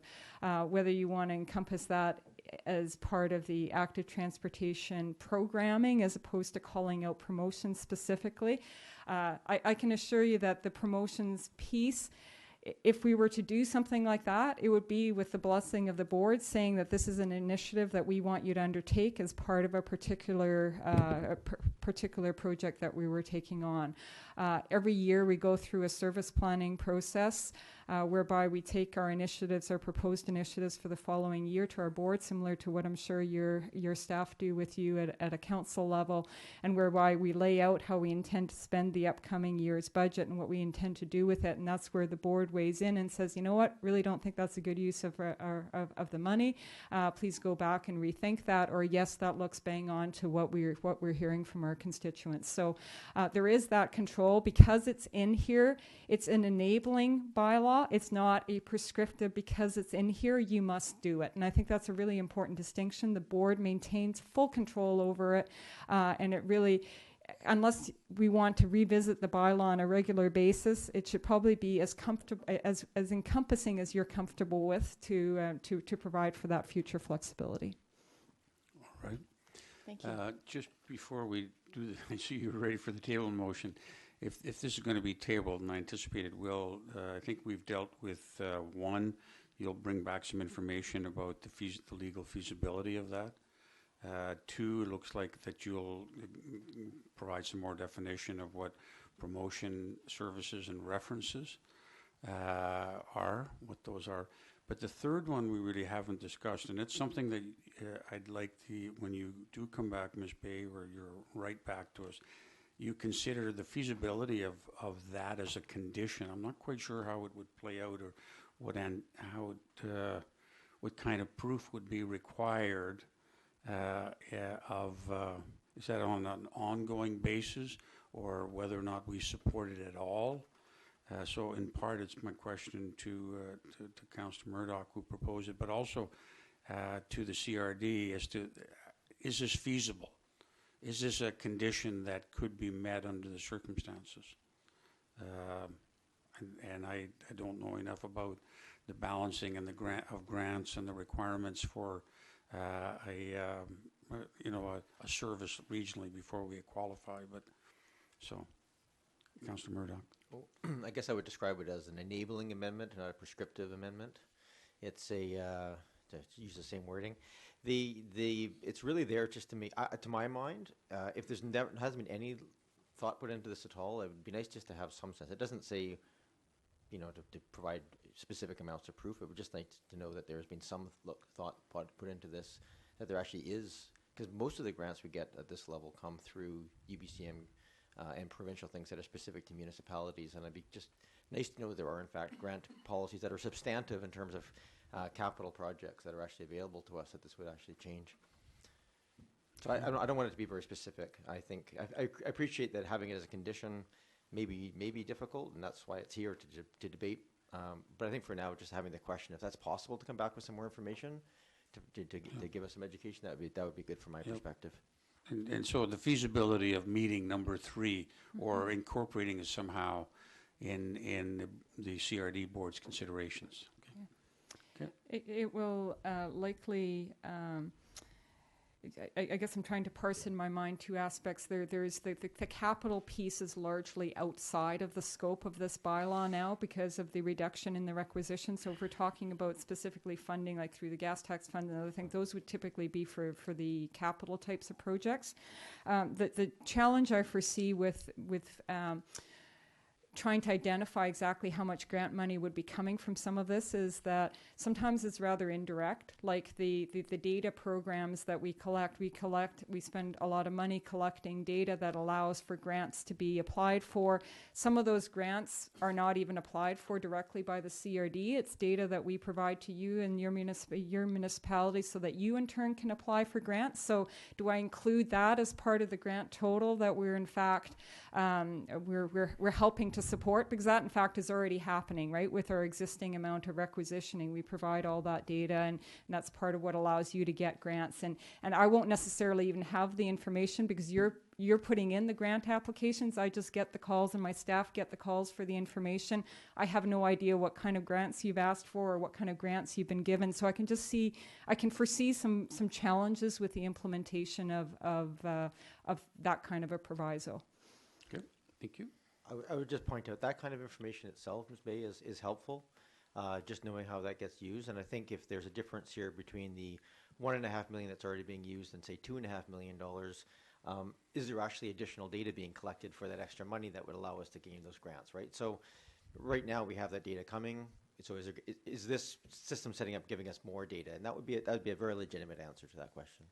Yes, and absolutely, that the additional money is not being requisitioned immediately. It's something that the board would have to decide that they in fact want to take advantage of that additional requisition room, and the board would have to be satisfied that there's value from having spent that additional money, and the intent is absolutely yes, that the additional money would be to get data that we're not currently getting, and we would have to convince the board that that value was there. That's how the system works today. And one last piece on this is just because there was discussion around point number 2 around the promotion and so forth. My concern there is that many departments end up by nature growing, and then they need a communications person, and they need these other pieces. And so I would like to see, if this is being funded, for it to have some clarity of focus on that. So if it's providing technical advice and policies and so forth, that it has that, and not sort of growing into the point where it's now becoming its own, has its own communications and promotions and so forth department. That's, of course, they would have to do some parts of that. I just, within this exact budget, it'd be nice to know that that's actually what it's being used for. That was the primary cut of that. So if that helps any clarification. All right, thank you very much. I think we've got all the questions out there. I think we're ready for a tabling motion, if not, someone's interested in making it. Thank you. I move to table this matter until we receive answers to those questions. Thank you. Moved and seconded. No discussion. All in favor? Opposed? None opposed. Thank you very much. Thanks, Ms. Bay. We look forward to, I'm not sure you need to return, or you can put it in a written document, whatever, just so we have the information, and we probably need it in a timely fashion.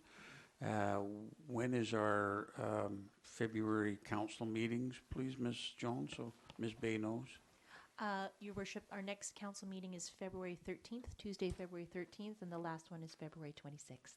So we would need it by the 13th, because 27th would obviously be I think you mentioned 23rd of February is the deadline. Okay. Thanks. Thank you very much, and thanks for your presentation. Thank you. It's very helpful. We now get to a condenser. We have number 7, request for an early capital approval, replacement of a condenser. Our process for financing and funding early capital is to have it brought to council, because the budget has not been fully approved and won't be fully approved until April. So this is a request, and I see Mr. Herman's here because this is a request by the Parks, Recreation, and Culture, and is included in their 10-year financial plan. But this condenser is going quickly, is it, Mr. Herman? And your recommendation is we fund this from 82,000. It would be funded out of reserve, so it would not have a tax impact this year. That has been collected for this. Okay, so that's we have Ms. Carter and Mr. Herman here. If there's any questions about the condenser or the approval. Move the request. Second. Moved and seconded. Discussion. All in favor? Opposed? Not opposed. Thank you very much. Go forth and condense. Yeah, condense safely. Yeah. All right. Speaking of reserve funds, that's our next report. We have a report from Ms. Carter about our outstanding reserve funds. Ms. Carter, can you give us a kind of a quick synopsis overview? It's a very detailed report, and we're grateful for you to put this together. It does paint a picture of the kinds of monies we have in our bank. I haven't totaled it up, but I think you did. The total in the bank, although it might be, it's about just under 30 million based on this, I think. So could you give us a kind of a high-level overview of this? Please, go ahead. Thank you, Your Worship. So this report provides the major reserve funds that the municipality currently holds, and it includes both statutory and non-statutory reserves. So the statutory reserves have bylaws associated with them. There is one piece for clarification that I need to provide this evening, and that is on the second page under the Capital Works Reserve Fund. The total in that fund is correct. However, further down it indicates the gas tax funding, and it says 6.8 million towards the Uplands Sewer Project is gas tax funding, and that's not entirely accurate. It should actually read about 6 million, because in 2017, gas tax funds were redirected. So although it's still in the Capital Works Reserve, it's not applicable to the Uplands project. All right, thank you very much. Anything else you wanted to add? The reserve funds are kind of a moving target, and we will continue to reconcile through the process of year end. The balances that you see on the report here include estimated commitments to and from the reserve fund based on the 2017 budget numbers. And I know this particular piece of work has been on your agenda for some time, and it's taken a lot of digging and pulling together. Are we now in a position to hit a month from now, hit a button and it'll update this? And if not, why not? And will we be there soon? Thank you, Your Worship. We're not there yet. However, we are working towards that. The reconciliations that we have done have put us in a much better position. One of the things that will be coming forward in the 2018 budget process is a request for a financial piece of software that will allow us to press a button and get the reports. All right. Thank you very much. Let's see if there's any questions. We'll start on this side. Councillor Braithwaite on the report, please. Thank you so much. Thank you very much for this report. It was great to read it and find out a little bit more about some of the funds that we have within the municipality. I was really, my question is mostly around the Parkland Acquisition Reserve Fund. And I'm wondering if you can tell me, I'm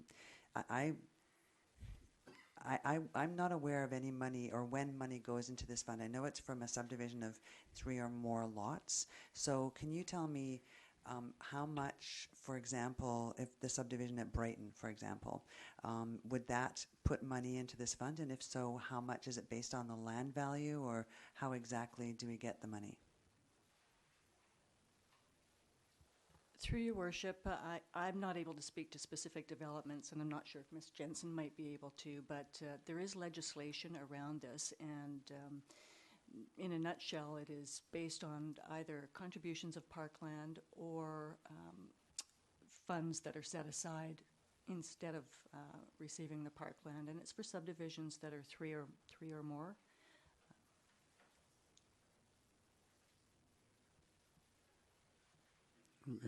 Looks like someone else is about to turn on the microphone. Ms. Jensen, who is our acting director of building and planning, can you add something to that? Yeah, just to quickly follow up on that. So you are correct. When there is a subdivision of 3 or more lots, there is a requirement for 5% park dedication. There's also the opportunity to do parks in lieu with that. Typically, under the legislation, we would be looking for some kind of appraisal as to what that amount would be based on that land. So then, for example, at Brighton, I believe we have 3 or more, a subdivision of 3 or more. So then we would look at for a donation to that fund. We would be looking at parks as part of that, yes. Currently, they have an HRA application in. There's no subdivision application yet. Thank you. Thank you. Councillor Kirby, please. Thank you. I just had a question regarding the Heritage Reserve Fund, which has 2.1 million and change in it. That came from the municipality's development of the Wessex Close subdivision, which I think is up beside Camosun College. And it says that it's set aside for the purpose of capital projects. It can only be expended for the purpose of capital projects, and that save those required for the purpose of land development projects and other capital investments designed to augment the net present value of the principal. And so my understanding is that it's any capital project that the municipality wants to work on. Is that that just seems so incredibly all-encompassing and vague. Is that anything? That's also a broad and vague question. Isn't it? But I just don't understand. What can we spend it on? Is there an example? Could we use that towards, like, a capital expenditure is just about anything? Ms. Carter. Through Your Worship, That is a tough one to answer specifically. There is a bylaw associated with it, and the bylaw is quite lengthy, which outlines what can and cannot be spent against that reserve fund. Okay, so there's more specifics that just aren't attached here. That's correct. Okay. It's exciting because there's a pot of money there that we could spend on something, but but without knowing the specifics, I guess we'll have to look that up. Thanks. Thank you very much. Councillor Zelko? Thank you very much, Chair. A couple of questions, most for the Director of Finance, Financial Services. First question is relating to the Parkland Acquisition Reserve Fund. I pulled up the report from January 2017 just to compare figures, and there appears to be a $3,000 difference between the Parkland Acquisition Reserve Fund, $272,000 in January 2017, and today it's $275,000.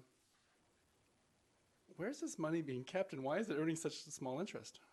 That would be my first question. So through your worship, going back to my earlier discussion around these reserve funds, these are moving targets, and the reports that are before you are based on estimates, our best estimate at the time of writing the report, because, for example, we provide you with an amount as of a certain date, along with estimates of what will go into and out of the accounts at year end. And a perfect example of that is with the Capital Works Reserve Fund. At the end of the year, although we have budgeted for funds to come out of that reserve, not all will necessarily come out. It depends on the activity that actually occurred throughout the year. So we will leave in reserve funds those amounts that have not been spent in the current year, as an example. There's also interest on the accounts that fluctuates as well. If I may, Chair, a short answer, if possible, please. Where is this money being kept, and what sort of interest does it attract, please? Through your worship, the statutory reserve funds are kept in the Municipal Finance Authority investments under separate accounts, and the operating reserves are kept within the district in the regular bank accounts. So days of the mattress are long gone. I really appreciate Thank goodness. that. Thank you very much. I'm sure the Municipal Financial Authority is working hard on making sure that our investments are well protected. Another question relating to the Parkland Acquisition Reserve Fund. And this may be for the Acting Director of Building and Planning, a bare land strata subdivision, does that also attract this 5% park dedication, please? Yes, it would. It's just generally around subdivision. Thank you very much. Now, final question has to do with, again, comparing the previous report from January 2017 to today's. It appears, and I could be wrong, that one of the reserve funds is missing. And I wanted to ask about that. And the name of the reserve fund is a labor load. Let's see if I can get the proper name here. It would oh dear. Labor load reserves. January 2017, it was for $1.2 million. I don't see it in this list. I don't understand. Are we allowed to talk about that, or is this basically being held in abeyance for now? Through your worship, the reason it was pulled off of this year's report is because it's essentially flow-through accounts. We have pluses and minuses for labor load. So when we pay our staff, we charge a percentage that's considered labor load for benefits. And then when we pay those benefits to the providers, it then is deducted from that. So it's a flow-through, and I didn't want to leave the impression that those funds were available for distribution. Thank you very much. Councillor Murdoch, please. Thank you, through you, Chair. Some just quick questions. Is there an to Ms. Carter? Is there an explanation? There is quite a variance in the what appears to be interest rates for different things that are largely the same year to year, but are change incrementally with a bit of interest rate. Is there a reason for that? That variation fluctuates from about 0.17 to about 0.91%. It depends on the actual reserve. There's two answers to that. One is that we invest in the money market fund and also in bonds, depending on what type of reserve fund it is and when the requirement for those funds will be needed. In addition, some of the reserves, for example, the heritage and the land sale reserve, we do use some of the interest in our operating budget from year to year. So those wouldn't stay in the reserve, which is why it may appear that the interest is lower. Okay, fair enough. Thank you very much. And I appreciate, first of all, let me just say I really appreciate this report. I think if I had any feedback, for people like me and apparently Councillor Zelka, I create a spreadsheet separately to compare the years, and it's maybe having that information handy so we can kind of see that would be just helpful to kind of get a sense of where things are at. And I also appreciate how difficult this is with the commitments being included. It makes it really hard to know, sort of what's in there and what's not, and how much they fluctuate. So you can only read so much into changes. So I guess I'll just broadly say I do appreciate this. I think there are probably ways we can delve down into some of the details a bit better, but overall it is quite fantastic, and it certainly is very informative in going into estimates where we're going to need this information. I'm assuming these are just committed numbers because it went away, but the recreation projects we had 95,000 and then we have nothing this year. Those are committed funds for projects within Parks and Rec, is that correct? Through your worship, yes, that is correct. Okay, and the same with the significant drop in what was municipal hall projects is now general government. That drop is of almost $300,000. It's just the committed project. We haven't spent that, but those are now committed essentially. Is that correct? That's correct, and it's typically used for carry forward projects that weren't completed in 1 year and carry into the next. Okay, thank you very much. Thank you. Councillor Croft, please. Through you, Mayor. We seem to have a lot of reserve accounts, and I'm wondering if this is normal or standard practice to have this many reserve accounts? Through your worship, I think the statutory reserves that we have are pretty standard across most municipalities. Operating reserves, we're working to clean some of those up as much as possible and have less reserves. Okay. Go ahead. Do you have another question? Okay. I have a few questions. Would we be better served with less, coming off of that question, less reserve funds just from an accounting and point of view and understanding what the reserves are point of view? Your worship, that is at council's discretion in terms of the numbers of reserves. Okay. And I'm going to ask you a question about how we compare to other communities. And I know that's a difficult question because when we compare ourselves to other communities, there's another aspect of it, and that is the amount of outstanding debt a community has, which has to be understood in terms of the reserves they have. Are you able to give us any kind of high-level comparison as to where we might, should we have more on hand, less on hand, or where are we? Thank you, Your Worship. I was able to make some comparisons against some of our other municipalities in the region of similar size. The District of Oak Bay is doing very well in terms of reserves. Based on those municipalities that I contacted, we have the highest amount of reserves, and we have very minimal debt. We're not the lowest in terms of debt, but very close to it. Okay, and how much debt is there? These were for past large capital projects, is that correct? That's right. So the district is currently sitting at about $2.1 million in debt.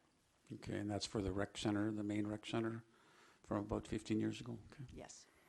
All right. Any other questions or any comments? Go ahead, please. Just a comment. This is one of the struggles I had with the report. Is do you include, because there are certainly a lot more detail, right? So we have these, but we have in the capital works, we have the McNeil Bay remediation, we have, and quite a few things that are very specifically being put aside every year. That may be helpful and informative as going into estimates. Are these still priorities at that sort of granular level? So when I was reading this, I was like, well, they're not there.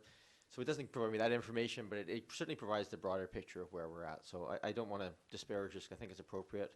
And I don't know that what level is the right amount, but I just would point out that we're talking about, are there enough? Are there too many? We actually have a lot more than exist here.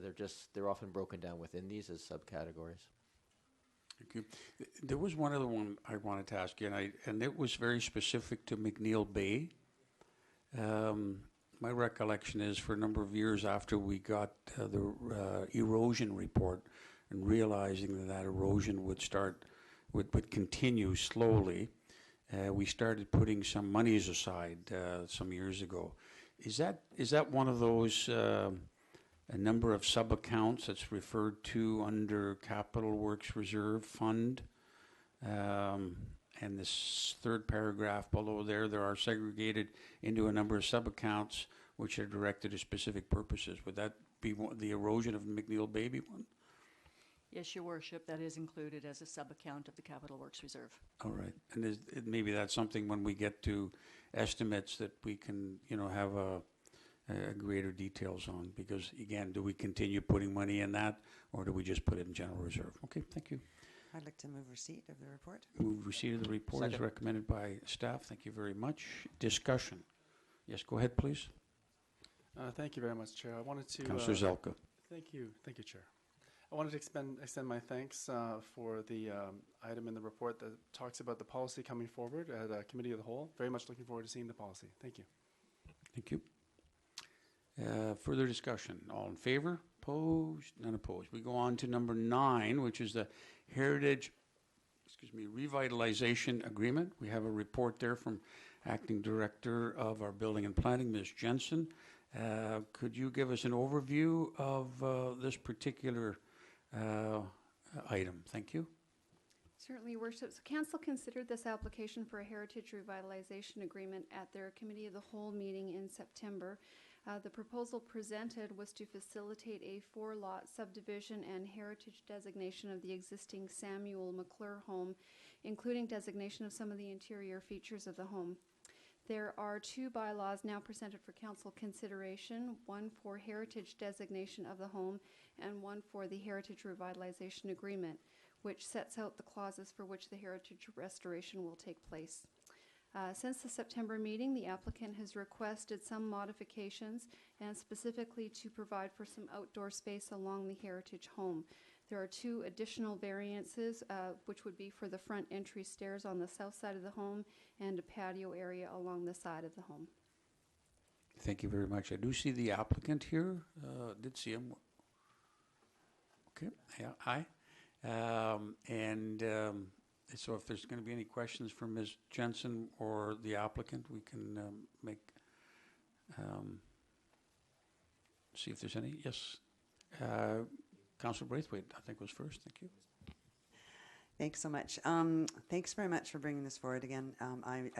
I'm very, this is an example of a subdivision I think that has been done with a lot of thought, and so I'm very happy to support it when it comes to that. But I do have one question, and that is in reference to something that came up in the last item, which is the Parkland Acquisition Reserve Fund. So I'm assuming, because this is a subdivision of 3 or more, that there will be a request to the applicant for something to go into the Parkland Acquisition Reserve. Actually, not in this instance. They currently have 2 legal lots, so they're only creating 2 new lots. Okay, so it doesn't have anything to do with the HCA or anything like that. It's because it goes from 2 legal lots to 4 legal lots, not 1 legal lot to 4 legal lots. Correct. Good. I just wanted that clarification. Thank you. Okay. Any other questions? No. We'll start with Councillor Murdoch, and we'll go over to Councillor Zelka, please. Thank you. And then none of these are major at all, but just so I'm clear, because we have the drawings that were the original drawings, but there's new variances, so they're not reflected in the drawings. I appreciate they're minor, but just so I'm clear, the drawings here don't actually show the variances in the drawings. Is that right? If I may, if you refer to Schedule 3 as part of Bylaw 4698, the updated plans and drawings are attached in that schedule. Okay, there we go. Thank you. Okay, thank you very much. And Ms. the other, Jensen. sorry. You had another one? Go ahead. I think this is just something that may get asked by the public, so I'm going to ask it. There's some odd vagaries in the variances being asked for here. For example, we have like 14-foot widths being asked, and I appreciate it's the size, it's the shape of the lot. Could you just perhaps explain why it's showing up that way in our variance? Yeah, with a typical rectangular lot, you wouldn't necessarily see these kinds of variances, but in this particular instance, we are dealing with some irregular shaped lots. So when we look at the minimum lot width, it's really meant to be the shortest distance between one side lot line and another side lot line. And because we have one lot in particular where 3/4 of the frontage is the front lot line, it makes for some interesting numbers when you look at the lot width. Thank you. Thank you very much. Councillor Zelka, please. Thank you, Chair. A question for Acting Director of Building and Planning. I guess I just would love some clarification, please, in terms of the process, especially since the approving officer is part of this process as well. I understand that the land is currently zoned RS2. At the end of the process, if all goes well, it'll be zoned RS4. When will that rezoning occur? When will we be asked about that? Because I get the impression that rezoning is kind of also wrapped into this heritage revitalization, or is it germane and embedded within the heritage revitalization agreement? Through your worship, it's actually embedded into the revitalization agreement. So this process does not go through a rezoning. What we are looking at is treating those lots as if it were a different zoning from what is affecting the site. So any changes are based, you'll see a schedule at the end of the revitalization agreement, which literally talks about what those differences are. But the HRA process under legislation lets us amend various other types of permits and zoning and OCP policy. If I may, Chair. Let me just confirm, this is a bare land strata, a bare lot strata process as part of it? That is the application. So with the bare land strata, I understand that the average size of the lot has to respect a certain zoning value. Are we making that up with respect to this heritage revitalization agreement, or are we actually referring to one of the RS2s, 3s, or 4s, or a particular number in our zoning bylaw, please?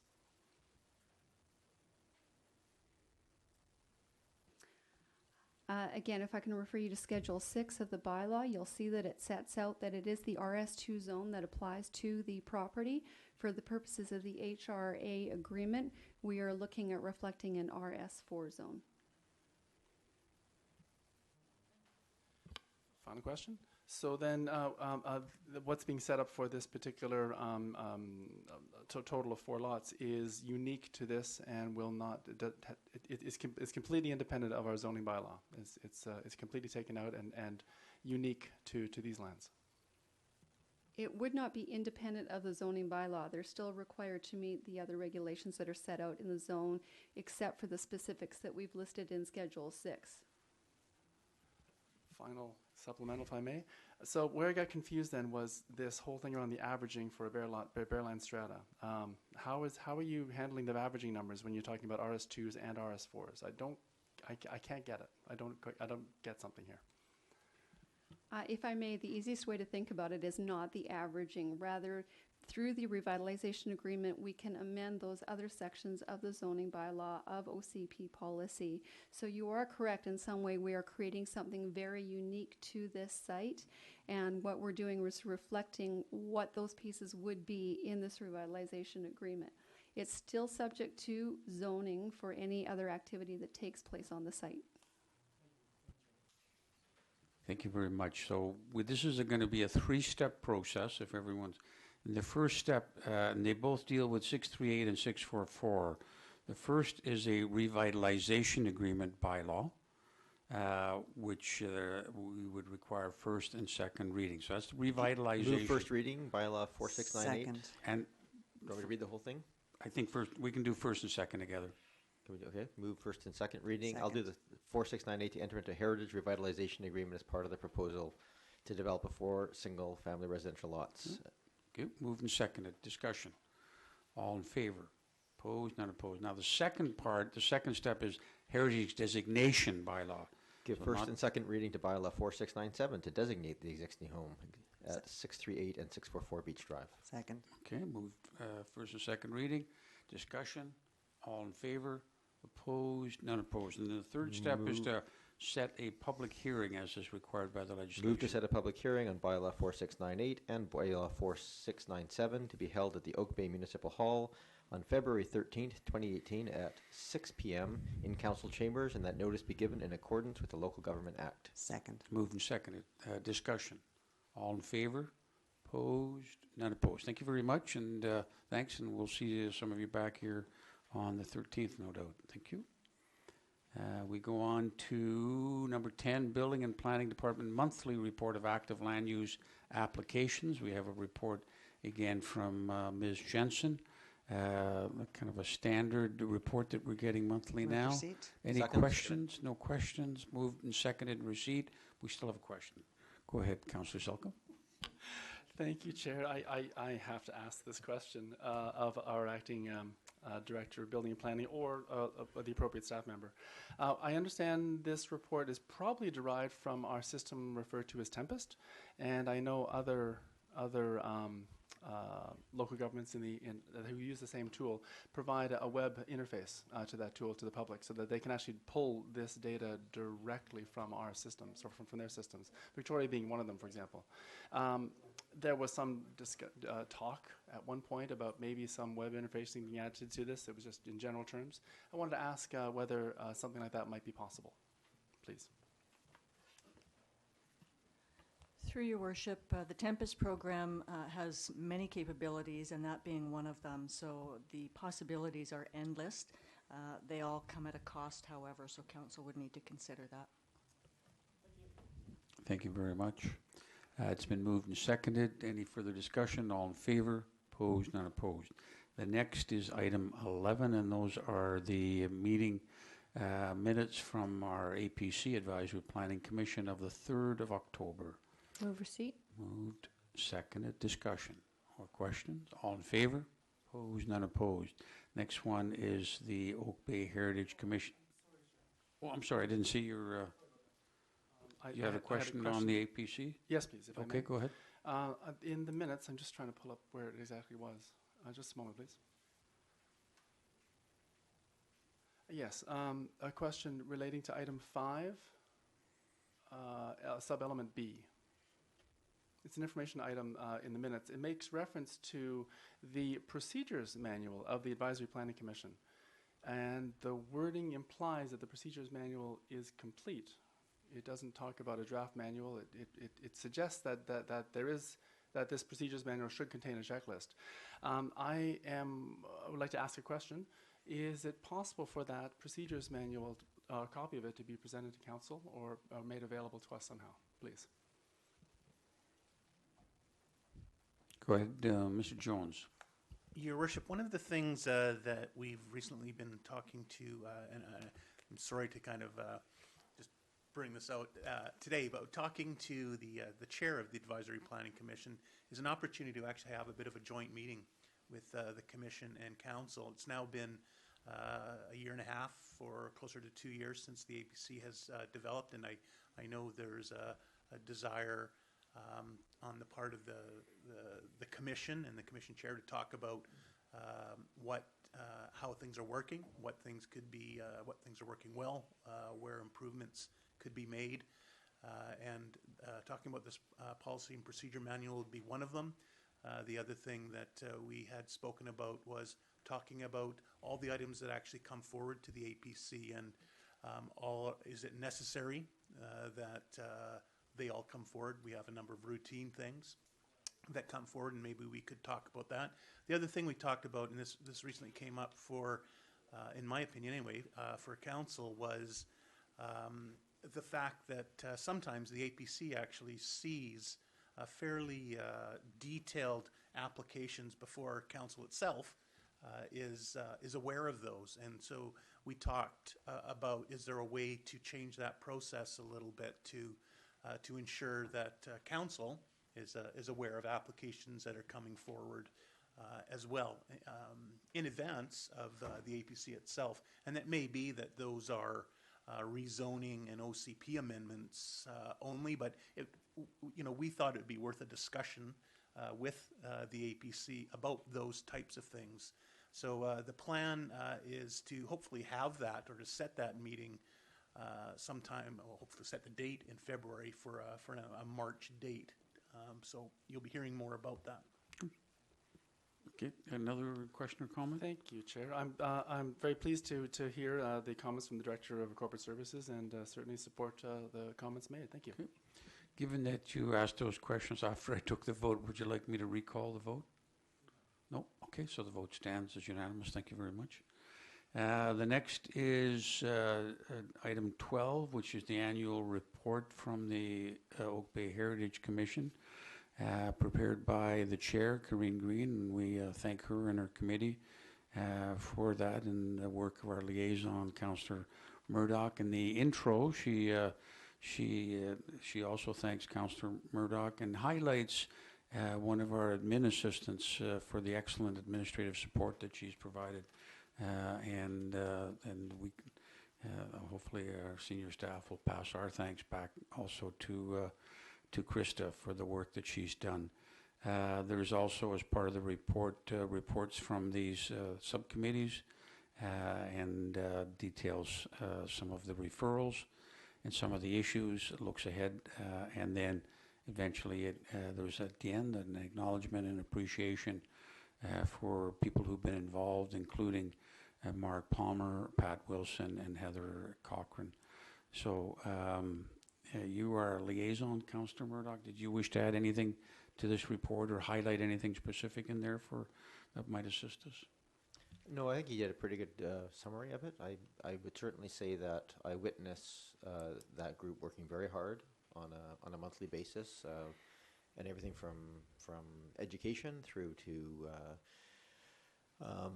doing very diligent work on all the heritage research and so forth going on. So they're a very dedicated group, and it's nice that there's quite an age range right now and a lot of knowledge on there. So it's a very pleasurable place to be at. Okay. Thank you very much. I think we need a motion to receive, please. Move receipt. Thank you. And I think we should add receive in brackets with thanks to the committee and the work that they've done. Thank you. I don't think that needs a formal amendment. So there's a motion on the floor. Councillor Zelka, please. Relating to discussion on the motion, if I may, please. Thank you. Within the report is actually a number of suggestions, and some of them may be appropriate for us to consider during estimates or possibly referral to a future You can bring them up at estimates. Yep. Thank you. I'll Absolutely. do that. Thank you. So keep a copy of the report handy. Yep. Call the question. All in favor? Opposed? None opposed. Thank you very much.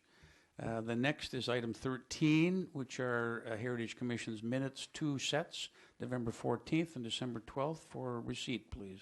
Move receipt. Moved and seconded. Okay. Moved and seconded, and then seconded and moved. I'm not sure which order that was in, but it doesn't much matter. It's on the floor. Discussion? Yes, go ahead, Councillor Murdoch. Well, it's in these minutes, but it's also alluded to in the general report, and Councillor Zelka's comments just triggered my thought on this. Not estimate so much, but the people who are here today. There's certainly a feeling that the natural heritage of our community needs a bit more focus within the group. That the natural state of our community, the green space, the trees, the rock outcroppings, and so forth. They're named in a lot of places. They talk about it a little bit in these minutes, but it's certainly probably an increasing area of interest for the group. So I'll just highlight that as well. Okay, thank you very much. We have a motion on the floor to receive these sets of minutes. Thank you. All in favor? Opposed? None opposed. Item number 14, there is no business there. No correspondence to receive. Item 15 is new business and verbal reports. Any new business?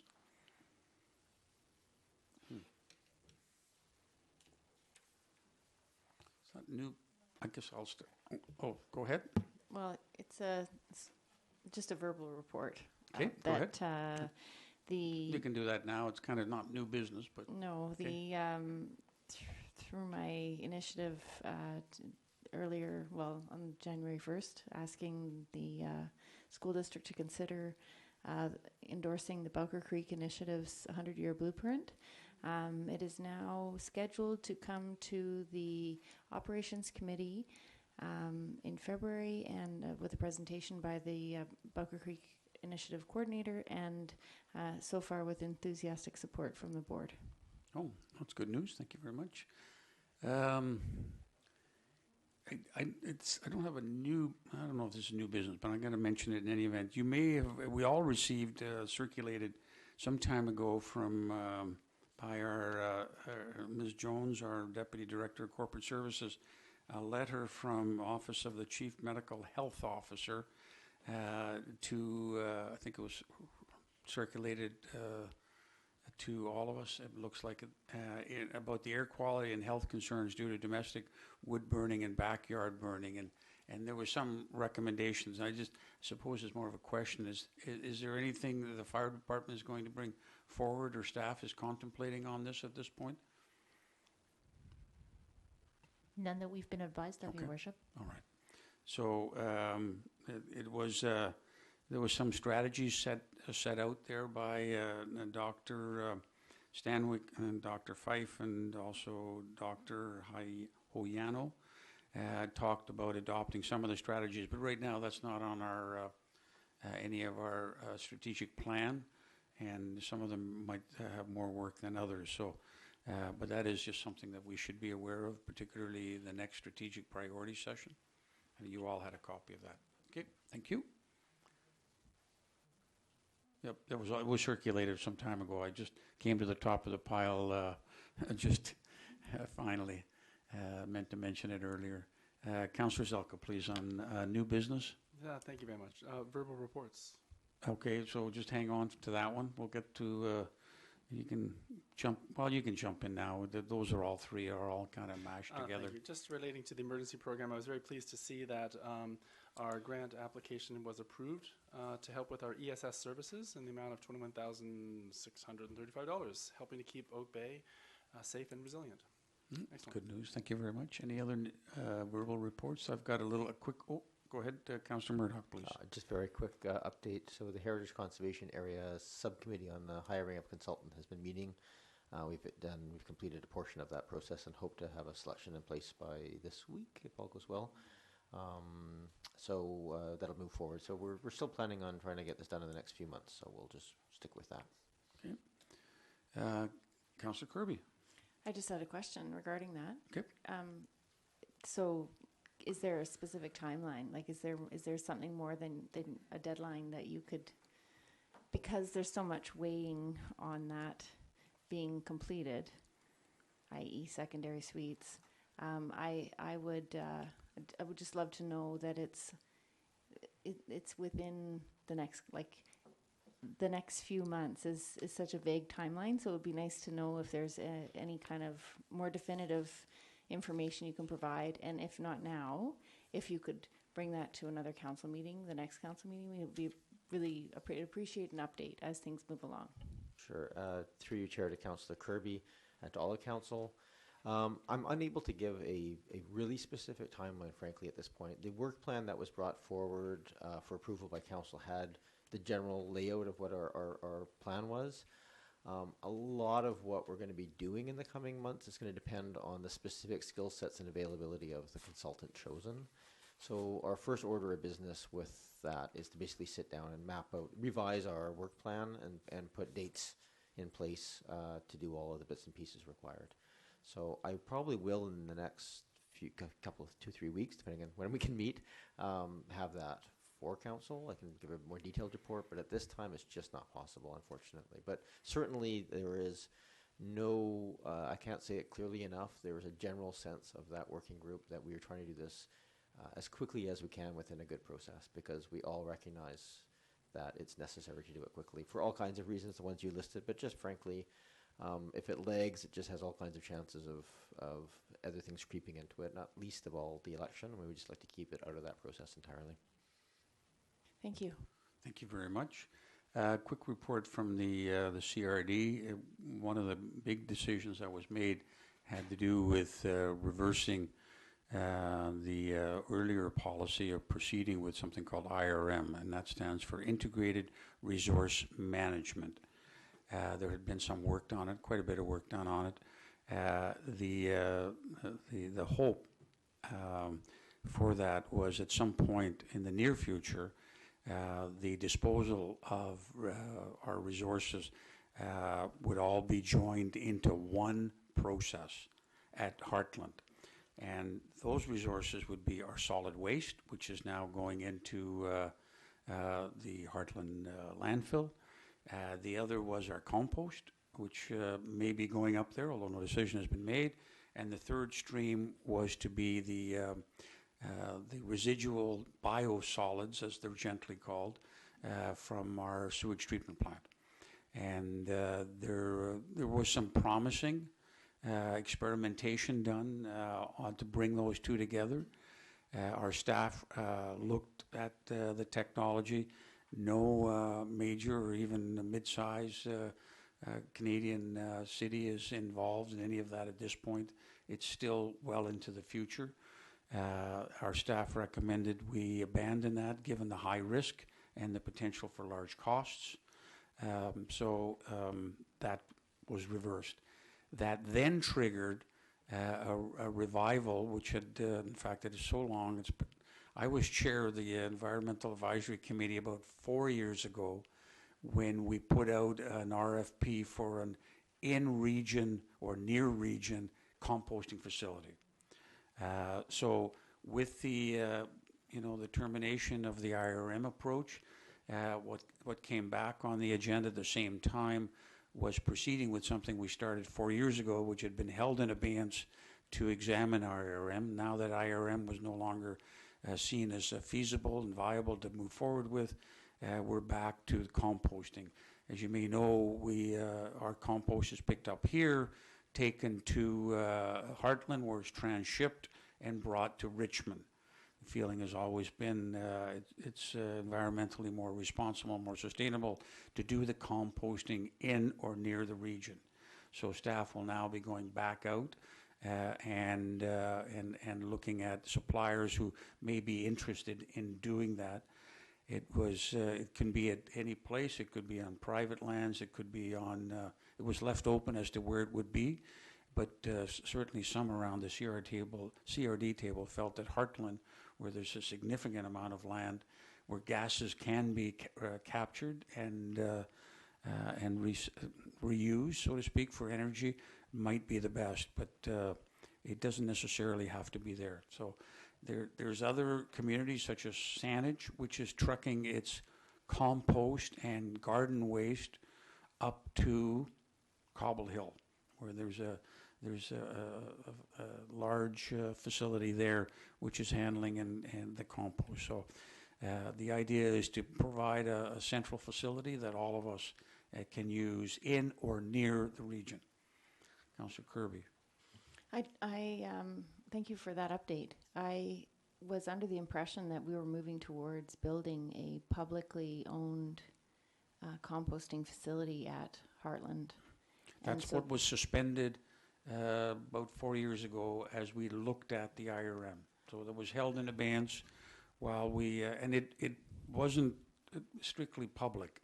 That was one of the options. People could use the land and run it privately and contract. So the arrangements were flexible until we saw all of the options and all of the proposals by the market, so to speak.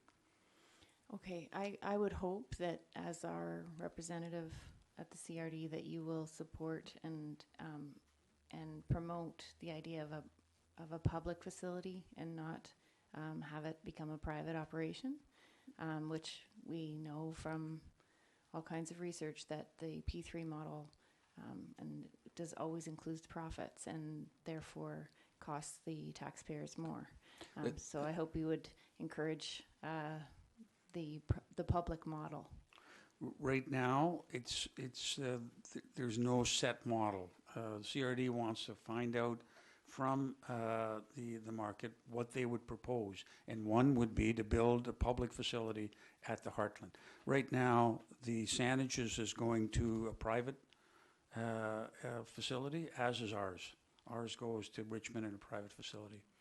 So that public versus private versus a partnership is still in the mix. So, but I will certainly keep an eye on that. I've been certainly a supporter of public control and ownership of our water system, which is clearly something that has to be within public and has remained in public despite some inquiries of private enterprises to take it over. Okay. Councillor Zelka, please. Thank you, Chair. I certainly echo the comments from Councillor Kirby. And if I could add, if there's any way to expedite dealing with our compost on island, I would very much ask if there's any way that you could try and assist with that as a representative on the CRD. I still, personally, I still refuse to participate in the regional composting program. I have a nice empty green bin that I refuse to use. It's nice to see this big monster M-Terra truck driving around all over Oak Bay, spewing out black smoke and is 3/4 empty. And I do worry about our stuff being sent, transshipped over to the mainland. And I very much look forward to it being dealt with locally. Thank you very much. They actually run on natural gas, so I don't think there's that. They may have spewed one time, but they've stopped spewing. And in fact, they were very leading edge in terms of the kind of equipment that they use to collect that. So, thank you for correcting me on that. However, the truck is 3/4 empty. Thank you. It is large. Yep. But we do know also too, there's a prohibition on putting compost in the garbage. So I know we have an ongoing experiment here in backyard composting. So, all right. So that's my report. We move on to resolutions, which is number 17. The first one has to do with. We approve mayor's attendance at the 2018 BC Mayor's Caucus. Second. Thank you very much. And I was the chair last year, and we were the host here in Oak Bay. And this year, let's see, you can see there, it's going to be in Squamish. Discussions? Yes, go ahead, please. Just the interest of keeping our, and I apologize for not catching this earlier. I noticed we jumped from 15 to 17 here. There's no 16. So it's just somehow the numbering got mixed up. So should we refer to this by number, or is that going to cause any issue in the minutes later? Just keep the numbers as written? Is that okay? Yeah, nods. Numbers as written will be just fine there. Okay, thanks. Thank you very much. Okay. You're referring to the item number there. Yep. Thank you. Okay, there's a motion. Discussion? No discussion? All in favor? Opposed? None opposed. Thank you very much. The next is approving sending any interested members of council. Council members attend the 2018 Association of Vancouver Island Coastal Communities to be held in Victoria. Thank you. Second. Discussion. All in favor? Opposed? None opposed. Thank you. We now move on to a bylaw, and somewhat similar to what we did before, that being there's a two-step process as recommended by our staff. First and second reading, and then the setting of a public hearing date. And this is in relation to the businesses at 687 and 697 St. Patrick Street. And staff has recommended we put the first and second reading together. Move first and second reading of bylaw 3531.102 2018 and for 687 and 697 St. Patrick Street. Seconded. Moved and seconded. Discussion? All in favor? Opposed? None opposed. And then setting the public hearing, please. That a public hearing on bylaw 4531.102 2018 be held in the council chambers at Oak Bay Municipal Hall, 2167 Oak Bay Avenue, on February 13th at 6 p.m. and that notice be given in accordance with the Local Government Act. Seconded. Moved and seconded. Discussion? That was 3-5, right? Yeah, 3531. You said 4531. That's right. Well, if we're worried about numbers, it was let's worry about typographical error. There you go. Verbal typo. Discussion? No discussion. All in favor? Opposed? None opposed. Motion to adjourn, Move please. adjournment. Moved, seconded. Discussion? All in favor? Opposed? None opposed. Thank you very much. And I didn't mention, but Councillor Ney wasn't available tonight because of illness. Thank you. Thanks everyone for staying.